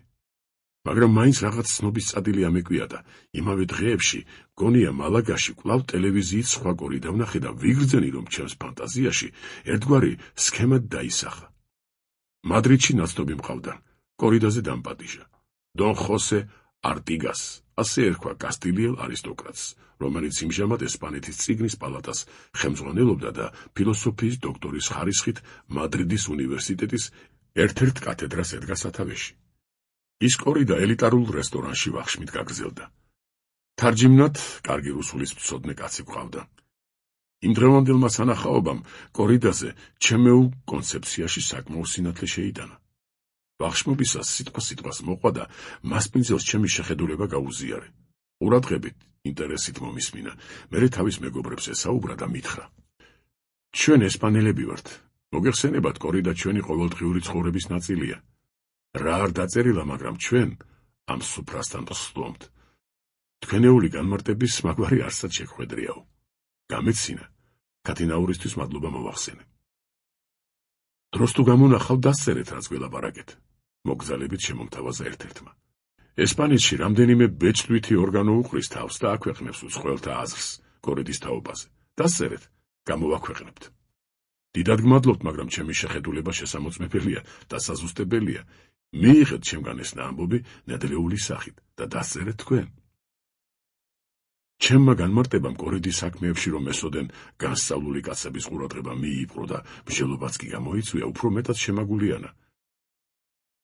დილა ადრიან, ესტრამადურაში გავემგზავრე. იქ 3 დღე დავყავი. ღამით დავბრუნდი და დილი თავში უკვე კორიდა მიტრიალებდა. საქმე არაფერი მქონდა, უკეთ თქვათ, გულმა სხვაგან არსაით გამიწია. პლასაზე ბარე 2 საათით ადრე მივედი, სანამ სალაროები გაიღებოდა. სუვენირების ბაზარზე ვიფხატუნე. ბოლოს და ბოლოს სალაროების გაღების დროც დადგა და ბილეთის შესაძენად გავწიე. ფული შემოლევაზე იყო. უიაფესი ბილეთების სალაროსთან მივედი. 800 პესეტა. მცირე რიგი დამხვდა. ჩემს წინ ახალგაზრდა ქალი იდგა. ჯინსი ეცვა. უდავო ტურისტი იყო. ესპანელები, მით უმეტეს ესპანელი ქალები, ამ შარვალს იშვიათად ხმარობენ. თავისი სტილი აქვთ და ერთობ საინტერესოც. ამერიკელმა ქალებმა ჯინსის ტარება იმიტომ დაიწყეს, რომ როგორც ფილოსოფოსი ბატონი ზურაბ კაკაბაძე ბრძანებდა, ეს სამოსელი სექსუალურ კვანძებს უსვამს ხაზს. ამ კაფიოებს და ქალს მიმზიდველობას ამ გზით მატებს. მოდა მართალია ელვისის სწრაფით იცვლება, მაგრამ ქართველი ქალების ჩაცმა დახურვის სტილის ძირითად მახასიათებლად მაინც ის რჩება, რომ ისინი მამაკაცის ყურადღების მიპყრობას ძვირფასი, უხვი და საკმაო გემოვნებით შეკერილი ტანსაცმლით ცდილობენ. ბევრი ძონძი. ასეთი ტანსაცმელი სხეულის შეგრძნებას გაკარგვინებს. ძალიან ლამაზი ესპანელი ქალი იშვიათად მინახავს. რა თქმა უნდა, ქართველებში დამკვიდრებულ სილამაზის ნორმებს გულისხმობთ, რომ ესპანური ნორმებით იქნება ყოველი მათგანი მზე თუ ნახავია. ასია თუ ისე, ესპანელ ქალებს საკუთარი ერთადერთი და განუმეორებელი სტილი აქვთ. რაც იმით გამოიხატება, რომ მეტისმეტ შიშიშვლეს არ ეტანებიან და ამასთან ერთად რაღაცნაირად ახერხებენ, რომ სხეულის არა მარტო ნაკვთები, არამედ სინატიფე, სიმკვრივე და თრთოლვაც კი ტანსაცმლის ქვეშიდან თითქმის ხელშესახებად იგრძნობა. ეს შესაძლოა მათი პლასტიკურობის ბრალია, ისინი გამორჩეულად გრაციოზულები არიან. ჩემს წინ რომ ქალი იდგა, შემოტკეცილი ჯინსი და კარგა გადაღեղილი მაისური ეცვა. ყოველივე ეს მშვენივრად ასრულებდა ამერიკული რაციონალიზმის მიერ დასახულ პირდაპირ მიზანს. რამდენიმეჯერ ვცადე მისი სახე დამენახა, არაფერი გამომივიდა, რადგან ორ ვიწროდ დასმულ მოაჯირ შორის ვიდექით. ქალს კი შემოტრიალება ან განზე გახედვა ფიქრადაც არ მოსულია. თვალიერებამ მხოლოდ ის შედეგი მოიტანა, რომ თმაში ჭაღარა აღმოუჩინე და კარგა ბლომადაც. ჩემი ვარაუდით 40 წელს მიტანებული უნდა ყოფილიყო. ბილეთი შეიძინა. წასასვლელად შემობრუნდა. თეთრი ქალი იყო, ცისფერი, დიდრონი, ნუშის გულივით თვალები და ქუთუთოების გადასწრივ მცირეოდენი ნაუჭები ჰქონდა. სხივებს რომ მეტყვიან. შევღიმე, შემომღიმა და წავიდა. დოლარეს ფული გადავაწოდე და გავიფიქრე. ამ ქალს ტრიბუნაზე ვნახავ მეთქი. უფრო ადრეც ვნახე. ბილეთი ჯიბეში დავიგულე. ბაზრის შემოვლა დათვალიერება განვაგრძე. იმდენი ვიყიალე, რომ ფეხები დამაწყდა. აქა-იქ ხეივნის ჩრდილში გრძელი მერხები იდგა. უახლოესისკენ გავწიე, ჩამოვჯექი და მერეღა შევნიშნე, რომ გვერდით ის ჯინსიანი ქალი მეჯდა. წიგნს კითხულობდა. თვალი გადავაბარე. სქელი წიგნი იყო, ინგლისური უხვად დასურათებული. ერთ-ერთი ფოტოდან არც მეტი, არც ნაკლები პენსნეიანი ურჩხული იყურებოდა. ჯერ ელდამეცა, მერე სიცილია მიტყდა. ლავრენტი პავლოვიჩ ბერია. აქ როგორ ხა გამომეცხადა მეთქი. ქალმა გაკვირვებით შემომხედა, წიგნი ვთხოვე მომცა. გარეკანზე უშველებელი ასოებით KGB და კიდევ რაღაცეები ეწერა. გადავშალე, თუკი რუსეთის იმპერიაში სადმე ცოტა თუ ბევრად დიდი ჩეკისტი გაჭაჭანებულა, ყველას ფოტო იყო. აუხსენი, რის გამო გამეცინა და აქვე უნდა ვთქვა, თუ რა საშუალებით ხორციელდებოდა შემდგომში ჩვენი სიტყვიერი ურთიერთობა. მე ვიცი სულ ცოტა გერმანული, ცოტა ინგლისური, კაი რუსული და ქართული ხომ ჩემი დედაენაა. ამასთან ხელთ მქონდა ესპანურ-რუსული სასაუბრო, რითაც საკმაოდ მარჯვედ ვსარგებლობდი. ქალმა იცოდა კაი გერმანული, ცოტა რუსული და ინგლისური. ინგლისური ხომ ღმერთმა მოგცეს. ჩვენი საუბრის მოსმენას ვფიცავ არაფერი სჯობდა. ფრიად გულღია, კონტაქტური არსება აღმოჩნდა. დაუყოვნებლივ მაცნობა, რომ მამაკაცის სახელი ტომი ჰქვია. იქვე შევთანხმდით, რომ მე ტოტოს დავარქმევდი. ხოლო იგი გორს. მითხრა, რომ უნივერსიტეტის ისტორიის მასწავლებელია, მშობლებიც პროფესორები ყავს, გაუთხოვარია, 40 მიტანებული და ქმარი არც არასდროს ეყოლება. ესპანეთში მოგზაურობდა, როგორც მარშრუტებით შეუზღუდავი ტურისტი. სახეზე ერთავად ღიმილი უთამაშებდა. ნახევარი საათიც არ იყო გასული, რომ უახლოესი მეგობრები ვიყავით. ჩვენი ხუთენოვანი საუბრის გამო ორთავეს სიცილით ვიხოცებოდით და არც ერთი არ მოვრიდებივართ იმ ირონიულობას ჩვენს ურთიერთობაში, რატომღაც თავიდანვე რომ დაიბუდა. განწყობილება მოიტანა. ამერიკელი ქალის ჩაცმულობის ჩემეული ვერსია გაუზიარე. ცხადია სექსუალური კვანძების მოხსენიებით. არც ესპანელ და ქართველ ქალებს დავაკელი ყურადღება და რეაქციას დაველოდე. ტოტომ თავის განუყრელ ღიმილს ოდნავ სერიოზული ინტონაცია მიანიჭა და მითხრა. ესპანეთში მოგზაურობისთვის ფლირტი და გატაცებები არ გამithვალისწინებია. არ ამგონია რამე შეიცვალოს, მისტერ გორ. კორიდაზე ნამყოფი ხართ? ნამყოფიო? ამ საქმის თეორეტიკოსი, მკვლევარი და ექსპერტი გახლავართ, საკუთარი მოძღვრებაც კი მაქვს, რომელსაც იმედია ახლო მომავალში ხარებთან მებრძოლი ყველა ერი გაიზიარებს. ტოტო, თქვენთვის ეს პირველი კორიდაა? დიახ. რას ბრძანებთ? ჩემი შეხედულებების პროპაგანდისტვის საუკეთესო ობიექტი ბრძანებულ ხართ. ასეთ შემთხვევას ხელიდან ვერ გაუშვებ. დამიგდეთ ყური და ნუ გამეარშიყებით, თორემ ისედაც ჯერ კიდევ დასალაგებელი აზრები მთლად ამერტამერევა. გისმენთ. ისტორიკოსი ხარ და უთუოდ იცით ესპანეთში რეკონკისტა დამპყრობლის მიერ მიტაცებული სამფლობელოების ბრძოლების დაბრუნება მერვე საუკუნეში დაიწყო. კორიდა მაგ თავისი პირველ ყოფილი სახით ბალკანეთიდან მე-11 საუკუნეში შემოაღწია, ხოლო ბალკანეთში უხსოვარ დროს კოლხეთიდან. შესაძლოა ესპანეთში ეს სანახაობა სულაც ბასკებმა შემოიტანეს. ეგ ჰიპოთეზა ჩემთვის ცნობილია. მოხარული ვარ. ესპანეთის ხალხები და ტომები დამპყრობლებს 700 წლის მანძილზე ებრძოდნენ. რამდენი წლის ახარ გორ? რუსულად მკითხა და ვფიქრობ, ამ ნაბიჯით ურთიერთობის სრული გამარტივებისკენ მომიწოდა. იეშუა ჯვართ რომ აცვეს 33 წლისა ვიყავ. თითქმის მარადისობავა. მეგობრობდით? კი, ბავშვობიდანვე. მერე იუნკერთა სასწავლებელში განხეთქილებამ დაგვაშორა. ძალიან ჯიუტი კაცი იყო, ერთმანეთს ვერ შევეგუეთ. მეუბნებოდი, არ გინდა მოეშვი, ეგ საქმე შარს გადაგიკიდებს მეთქი. არ დაიშალა და აჰა. განხეთქილების მიზეზი რა იყო? ახერებული ჰქონდა. რომელმან გცეს შენ, ყურიმალსა შენსა მარჯვენესა, მიუპყარ მას ერთ კერძო იცაო. მე კი დარწმუნებული ვიყავი, რომ არა მოვეთ მიფენად მშვიდობის არამედ מחვილისა. ციტირება ქართულად მომიხდა. თარგმნი წამებას კარგახანი მოვანდუმეთ. უკეთ თქვა ციცილ ხარხარმა წაიღო დრო. სახარებისა რიგიანად გაეგებოდა და ამან გვიხსნა.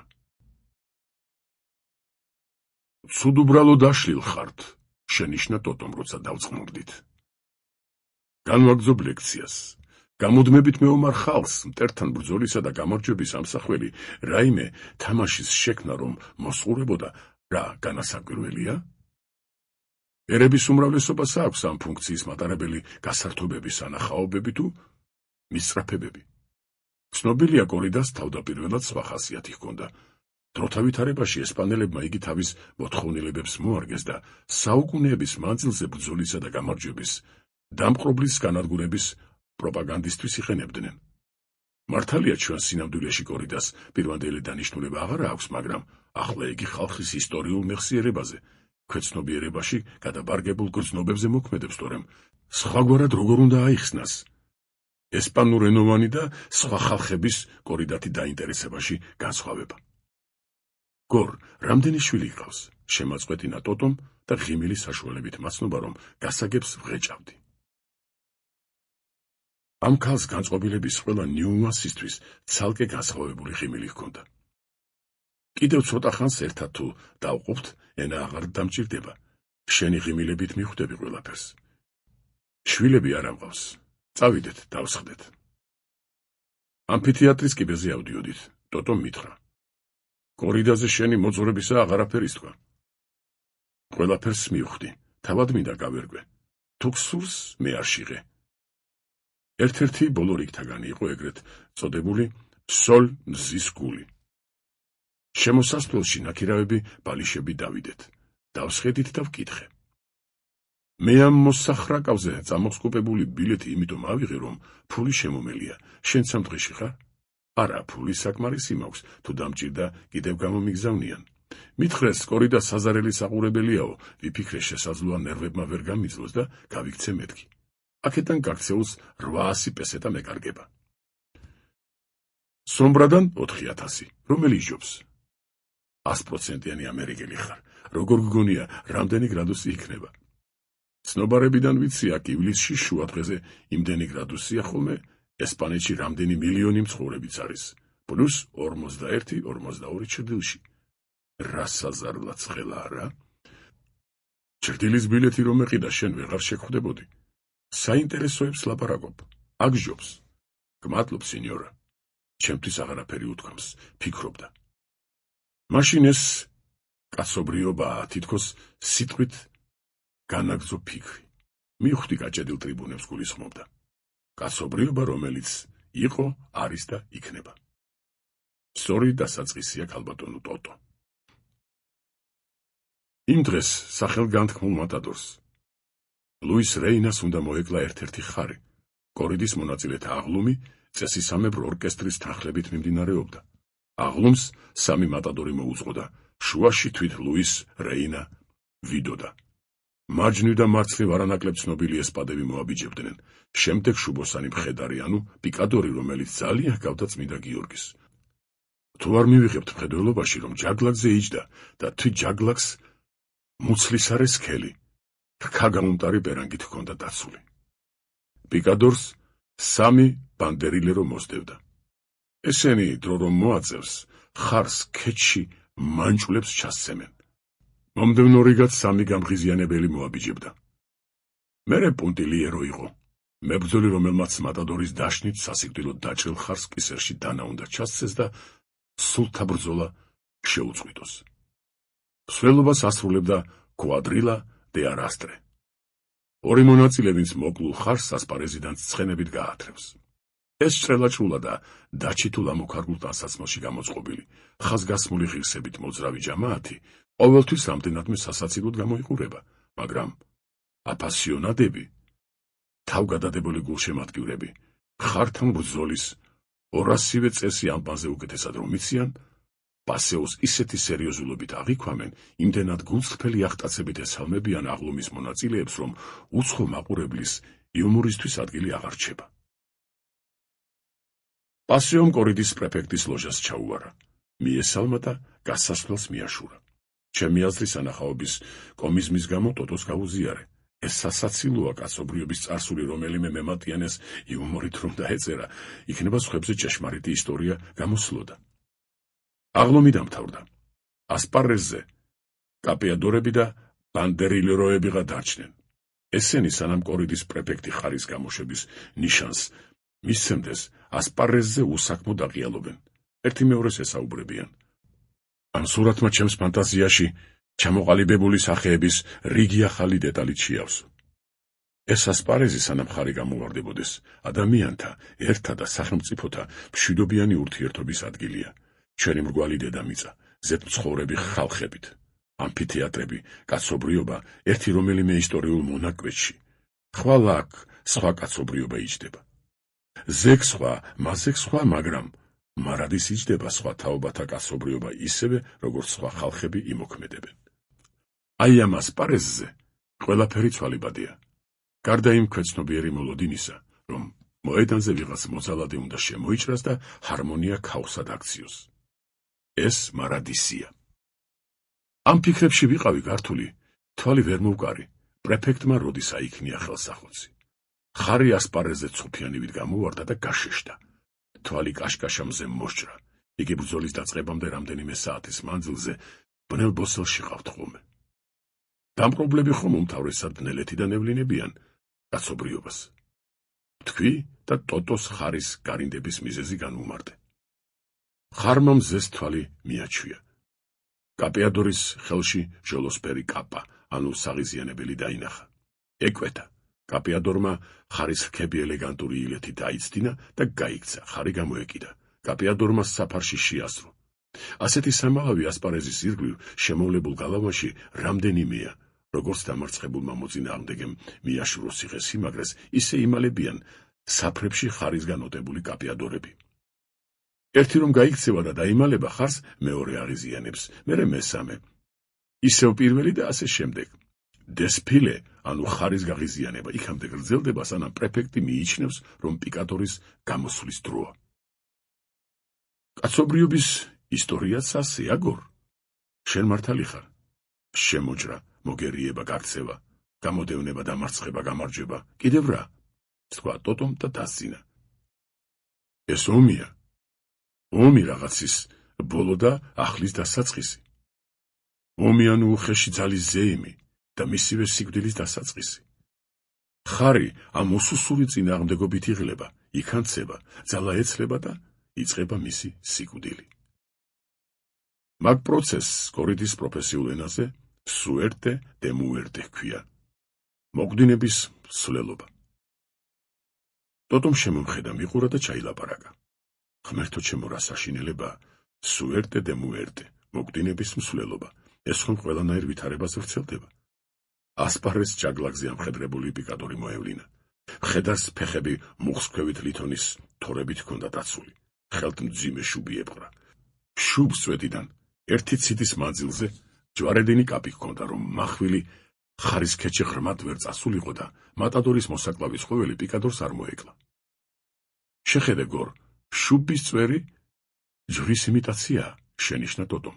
ნუ თუ ამას ქრისტიანული პირმოთნეობის მიმანიშნებელი ფუნქცია აქვს. მიაქცია ყურადღება, ხალხი იცინის, უსტვენს. გონია მაგ რეაქციის მიზეზი მხედრის კაპღენძილი ამპარდავანი იერიც უნდა იყოს. ხალხმა იცის, ეგ წმინდა გიორგის სიმბოლოდ მოვლენილი ფანფარონი ვერაფერი გმირი და მხსნელია. ამასობაში გაგულისებულმა ხარმა პიკადორის ცხენს რქები მუცელში ატაკა, მაგრამ ვერ აავნორა. დამცველი პერანგი ვერ გაიტანა. პიკადორმა პაუზით ისარგებლა და შუბი ქეჩში ჩასცა. სისხლმა თქრიალით გადმოხეთქა. შავ ფერზე შინდისფერ ღვარა ჩამოიარა. ხარი უფრო გამწარდა, ცხენს რქები ხელმეორედ ატაკა. ჯაჯგური დაუწყო. შიშველად ადგილს თუ ეძებდა. პიკადორმა შუბი კვლავ ჩასცა. მაშინ ხარმა ცხენი რქებზე აიტაცა და მიწაზე დააგორა. მხედარს ფეხი ცხენ ქვეშ მოყვა. ხარი საკვეთებლად დაიძრა, მაგრამ კაპეადორებმა ალყა შემოარტყეს. გაღიზიანება დაუწყეს. ხარი დაიბნა, გაირინდა. სხვები ჯაგლაკს შემოეხვინენ, პიკადორის დახსნას მიყვეს ხელი. ხალხი ხარხარებდა, ღრიანცელი იდგა, ტოტომ ყურებიც კი დაიცო. ხარი როგორც იქნა განზე გაიტყუეს, დესფილე გაგრძელდა. გამოათრიეს ცხენქვეშიდან მხედარი. ააყენეს, შეჯდა და სარბიელი კვლავინდებური მედიდურობით დასტოვა. ტოტო, მიუხედავად შეთანხმებისა, რომ კორიდის გარშემო აღარაფერს ვიტყოდი, ერთი მოსაზრება მინდა გაგიზიარო, მისი მართებულობის შესამოწმებლად. მომისმენ? ვთქვი? დამპყრობელს დასაპყრობად განზრახულ ტერიტორიებზე რამდენიმე ერი თუ სამეფო ხვდება. მათ რიცხვში აუცილებლად არის ძლიერებით გამორჩეული, აღზევებული ლიდერი. როცა დამპყრობელი გამოჩნდება, ლიდერი უფრო სუსტი მეზობლების მტრისადმი წინააღმდეგობის შედეგებს ელის. აკეზებს, ფარულად ეხმარება კიდეც მათ, რომ მომხდური დაასუსტოს, გამოფიტოს და თავად მერეღა ეკვეთოს. ამ ლოდინსა და დაყოვნებაში ის განზრახვას დევს, რომ გადამწყვეტ ბრძოლაში გამარჯვების შემდეგ, რაშიც გაყოყოჩებულ ლიდერს ეჭვი თითქმის არასოდეს ეპარება ხოლმე წვრილფეხობის მიერ დაკარგული მიწები, როგორც ძლევამოსილმა და განმათავისუფლებელმა მთლიანად თუ არა ნაწილობრივ მაინც უნდა მიითვისოს და ახლად შემოერთებულ მოსახლეობას სიხარბითა და გაუმაძღრობით იქნება დამარცხებული დამპყრობელიც კი მოანატროს. ყოველივე ეს ხალხებმა მშვენივრად იციან და ასეთი ლიდერის მიმართ თავიანთი უარყოფითი განწყობილება, კერძოდ ესპანელებმა კორიდის მეშვეობით პიკადორის კომიკური იერით გამოხატეს. პიკადორის მხატვრული სახის ასეთი განსაზღვრა მართებულად მიგაჩნია? ხალხი ეგოდნენ რთული კატეგორიებით ვერ აზროვნებს. სწორია, და ამიტომ ხალხი ქვეცნობიერებაში არსებულ იდეებს მუსიკით, ქორეოგრაფიით თუ სპორტული თამაშებით გამოხატავს. ესპანელებმა არსებული ლიდერის მიმართ თავიანთი ქვეცნობიერი დამოკიდებულება პიკადორის კომიკური იერით გამოხატეს. ესპანელები და თქვენ, ქართველები, დამპყრობლებთან საუკუნეების მანძილზე ნაომარი ხალხი ხართ. ჩვენ ამერიკელები უსასტიკესი დამპყრობლები და ჯიჰადგირები თავად ვიყავით. თქვენი წარსულის ტკივილი გაქვთ და კორიდას ამ პოზიციიდან იხილავთ. ჩემში თქვენეული ისტორიულ-ფსიქოლოგიური წინაპირობები ძნელი საპოვნელია. მას როგორ უნდა გქონდეს კერძოდ პიკადორის მხატვრული სახის ერთნაირი განმარტება. ორგზის დაკოდილი ხარი კვლავ და მეტის გამწარებით დასდევდა კაპიადორებს. ერთ-ერთს დაეწია კიდეც, რქა უკანალში უთავაზა, ირიბად მოუვიდა, კაპიადორმა მაინც გადაიარა მალაყები. ხალხს სიკვდილის უნი ეცა, გაინაბა, მაგრამ სხვა კაპიადორებმა იმარჯვეს და ხარი განზე გაიტყვიეს. კარგი ხარია, აღნიშნე.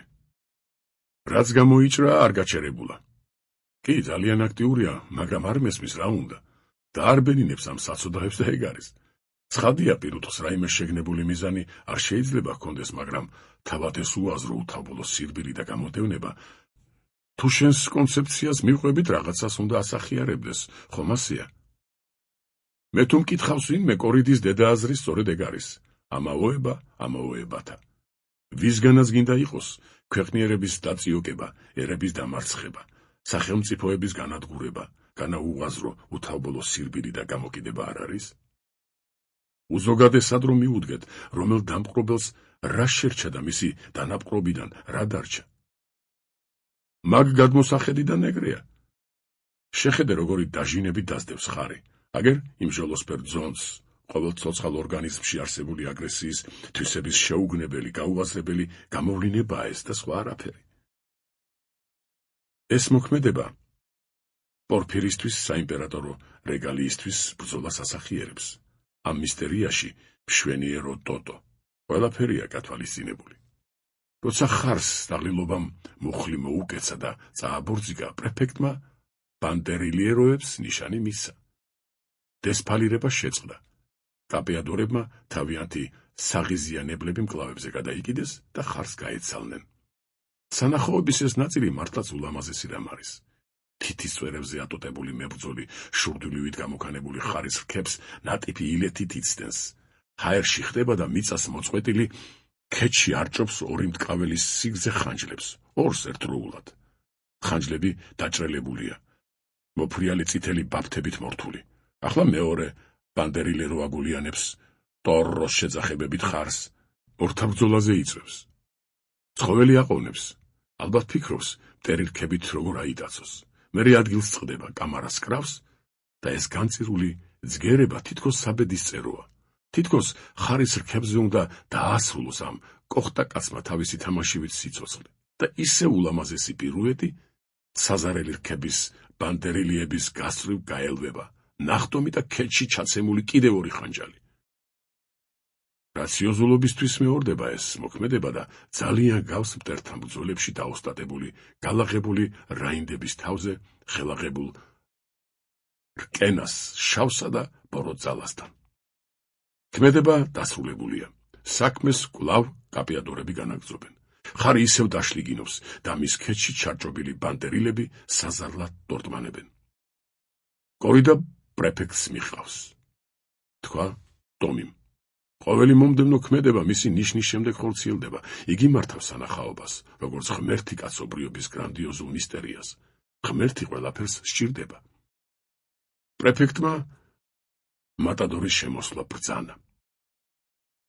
როცა ხარი ასპარეზის მზით განათებულ ნახევარზეა, მებრძოლთა ნაირფრად დაჩითული სამოსელი, ოქროცურვილი ნიადაგი ჟოლოსფერი, კაპების რხევა, ხარის ქედში ჭრელტარიანი ხანჯლების ტორტმანი, მათი წითელყვითელი ბაფთების ფრიალი და გავეშებული ცხოველის შავ ფერდებზე შინდისფრად შედედებული სისხლი ფერთა უმშვენიერეს ფანტაზიას ქმნის. შეხედე, ტოტო, რას ჩადის? მზე, თავი ვეღარ შევიკავე. გახსოვს ერნესტ ჰემინგუეი, კორიდაზე მზე აუცილებელიაო. ჰემინგუეი მაგ ნათქვამში ფიქრობ მხოლოდ კორიდას არ გულისხმობდა. ეგ ნაწარმოები შინაგან სინათლეს უნდა ნიშნავდეს. ესპანეთში მან კარგა ხანს იცხოვრა, დუენდეს ჭეშმარიტ მნიშვნელობას ჩასცდა და შინაგანი მზე დაარქვა. ეს ის არის, რასაც ვთქვათ, შესრულების უმაღლესი ტექნიკა, ოსტატობა, აღყავს დახვეწილი არტისტიზმის მშვენიერებამდე. ის, რაც მხოლოდ თვალით ან ყურით კი არ აღიქმება, არამედ რაღაც იდუმალი გზებით შემოდის სულში და გამდიდრებს. შინაგანი მზე, დუენდე. მატადორი დინჯი ნაბიჯით თავარი გმირის ღირსების გრძნობით გამოვიდა ასპარეზზე. პრეფექტის ლოჟის ძირას დადგა. თავს სარქმელი მოიხადა. ბრძოლაში ჩაბმის უფლება ითხოვა. თანხმობა მიიღო. ქუდი ერთ-ერთ მსახურს გადასცა. მულეტა გამოართვა. კაშკაშა წითელი ქსოვილის ნაჭერი და ხარისკენ გასწია. ახლა მან განაგრძო ხარის დესფილირება. ვითომ ცხოველი უმისოდაც ქანს გამოლეული და ღონე მიხდილი არ იყოს. ხარის თავდასხმებმა მატადორის უმაღლესი ოსტატობისა და გრაციის დემონსტრირებამ იქამდე გასტანა, სანამ მებრძოლმა ცხოველი მოკლისთვის შემზადებულად მიიჩნია. მივიდა, პრეფექტისგან თანხმობა მიიღო და დაშნა წამოიღო. ხარი და მატადორი პირისპირ დადგნენ. მატადორი მულეტას მარცხენა ხელით არხევს. ხარს ცგერებისკენ მოუწოდებს. მარჯვენაში წინ კაშვერილი დაშნა უჭირავს და იმ ერთადერთ ადგილს უმიზნებს, სადაც ხარმა სასიკვდილო ჭრილობა უნდა მიიღოს. ქედში, ღრმად, რომ ახვილმა ხერხემალს უწიოს. ხარი დგას, სულს ითქვამს, მერე გადამწყვეტ ნახტომს ასრულებს. მატადორი ღერძის ფეხზე ულამაზესი ბრუნვით ეცლება. ვეებარქებს, ერთდროულად დაშნას სცემს, ისე სწრაფად ხდება, რომ ბრუნისა და დაშნის ჩაცემის მომენტის აღქმას თვალი ძლივს ასწრებს. ხარი ქედში გარჭობილი დაშნით გაყუჩებული დგას. თითქოს ამ წარმოუდგენელ ღრიანცელში სიკვდილის ფეხის ხმის გაგონებას ლამობდეს. და მოცელილივით ეცემა. აღსრულდა. მოკვდინების პროცესი დამთავრებულია. მატადორი მაყურებლით გაჭედილ ტრიბუნებს ესალმება. ხალხი გვინავს, მანდილოსნები და ქალიშვილები წინა რიგებიდან ხილაბანდებს ისვრიან.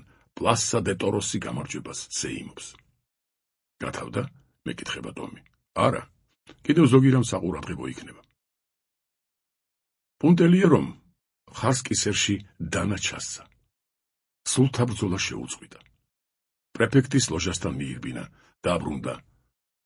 ხარს ყური მოაჭრა, ტრიბუნებს აჩვენა და მატადორს მიართვა.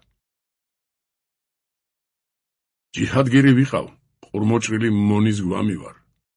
ახლა ხომ მაინც გათავდა. არა, მთავარი რამ უნდა გახორციელდეს ის, რისთვისაც არის კორიდა მოგონილი. ასპარეზზე კვადრილა დე არასტრე ორი შებმული ცხენი თურთ გამოვიდა. ხარს რქებში თოკი ჩააბეს. მეორე ბოლო საბმურს მიანასქვეს და ხარი ხალხის ტვენაყიჟინის თანხლებით გაათრიეს. იმავ წამს მსახური გაჩნდა. ასპარეზ სისხლიან ადგილებში ცოცხი მიუსმოუსვა, ტრაგედიის ნაკვალევი აღარსად ჩანდა. გათავდა? ლავშე მეკითხა ტომი. არა, ეს არასოდეს გათავდება. ამას სხვა კორიდა უნდა მოხვდეს. მე ეს ვნახე და კმარა. ტომი წამოდგა. კიბეს ჩავყევით. ტრიბუნები გურგვინავდნენ. მატადორისთვის ტრიუმფს ითხოვდნენ. კრიჩალი ჟენშინე ურა, и воздух чепчики бросали, ჩავილაპარაკე. ტოტომ თარგმანი მომთხოვა. უთარგმნე, უკეთ ვთქვათ, ერთად ვთარგმნეთ. ღიმილი დაუბრუნდო და თქვა. კორიდაზე გადარეულ ესპანელებს შეუძლებელია ამ საქმის ჟამთაბწერლები არ ჰყავდეთ. მატადორებს ალბათ თავიანთი ბიოგრაფოსები ჰყავთ, მაგრამ ვის გაახსენდება ის მშვენიერი თავზე ხელაღებული პირუტყვი. ასე უდიერად, რომ გააათრიეს ვიღაც ნაძირალებმა. განადერიას მეურნეობას, რომელმაც იგი გამოზარდა. ისინი თავის მატიანეებში შეიტანენ, ამადამ ძროხისა და კუროს ბოჩოლა ღირსეული მებრძოლი დადგაო. ჯიჰადგირთა ჩამომავალთ თავისი პირუტყვი წინაპრის დამსახურებათა განდიდება ლიახაც სიამოვნებთ, მაგრამ არ უყვართ მის მოქმედებებზე სხვათა ყურადღების გამახვილება. მომშივდა, განაცხადა ტოტომ. ველასკესში ვდგავარ, სადილად გპატიჟებ. ველასკესის ხსენებაზე, ტომის მატერიალურ შესაძლებლობებზე, თუ კი რამე ეჭვი მქონდა, მყისვე გამეკარწყლდა. ეს სასტუმრო და მისი რამდენიმე რესტორანი უმაღლესი რანგისაა. მდიდარო და მშვენიერო ქალბატონო ტოტო, მე უკვე მოგახსენეთ, რომ ჩემი საფულე ხმელზე ამოგდებული კალმახივით ღაფავს სულს. ისიც მინდა გაცნობოთ, რომ ჩემი მამრობითი სქესის მშობელი უახლოეს მეგობრებსაც კი არ წახვდებოდა რესტორანში, თუ მთელი დანახარჯის გადახდა არ შეეძლო. ხშირად კეიფობდა? საკმაოდ. გორ, კორიდაზე შენს შეხედულებებს შტატებში გამოვაქვეყნებ. რა თქმა უნდა, ავტორის გვარსახელისა და წარმომავლობის მოხსენიებით, ჩვენი ქვეყანა იდეებში მეც სიხდის ვიდრე საქონელში. სადილი შენს წილად რაც დაჯდება, კუთვნილ ჰონორარად ჩათვალე. მოვდივარ. სადილი თითქმის დამთავრებული გქონდა, ჩარლზს მივირთმევდით, მოგზაურობოთა ბიუროს კაცი მოვიდა. ტომის თვითმფრინავის ბილეთი მოუტანა. სან სებასტიანში მგზავრობასა და იქ სასტუმროში მოწყობაზე იყო ლაპარაკი. როდის მიფრინავ, ტოტო? გულდაწყვეტით ვკითხე, როცა კაცი წავიდა. ფალდილით 8 საათსა და 20 სულზე. მადრიდის დროით თითქოს ნიშნის გებით მაცნობა. სამწუხაროა. ტომი ერთ-ერთი თავისი ღიმილი შემომანათა და თქვა. საშინელი კაცი ხარ, გორ. შელეწილი, მიწასთან გასწორებული ციხესიმაგრეების ქვაღორღით ნაგები. შიშობ შენთან ამ მოკლე ურთიერთობამაც კი სილაღე და ღიმილი პირქუშობით არ შემიცვალოს. ჯობს ცალ-ცალკე აღვასრულოთ ჩვენი სუერტე დე მუერტე. მაგიდას რამდენიმე ნაბიჯით ვიყავით გამოცილებული, უკან მივიხედე და გაგებე იქიდო. ტოტო, წიგნი რჩება. მოსატანად გავიწიე. დარჩეს. ეგ მე დღეს კორიდაზე ვნახე. ერთმანეთისთვის მისამართები არ გამოგვირთმევია. ვინ ხარ შენ, გორამ ბორგალო? ხარი თუ ესპადა? დასასრული.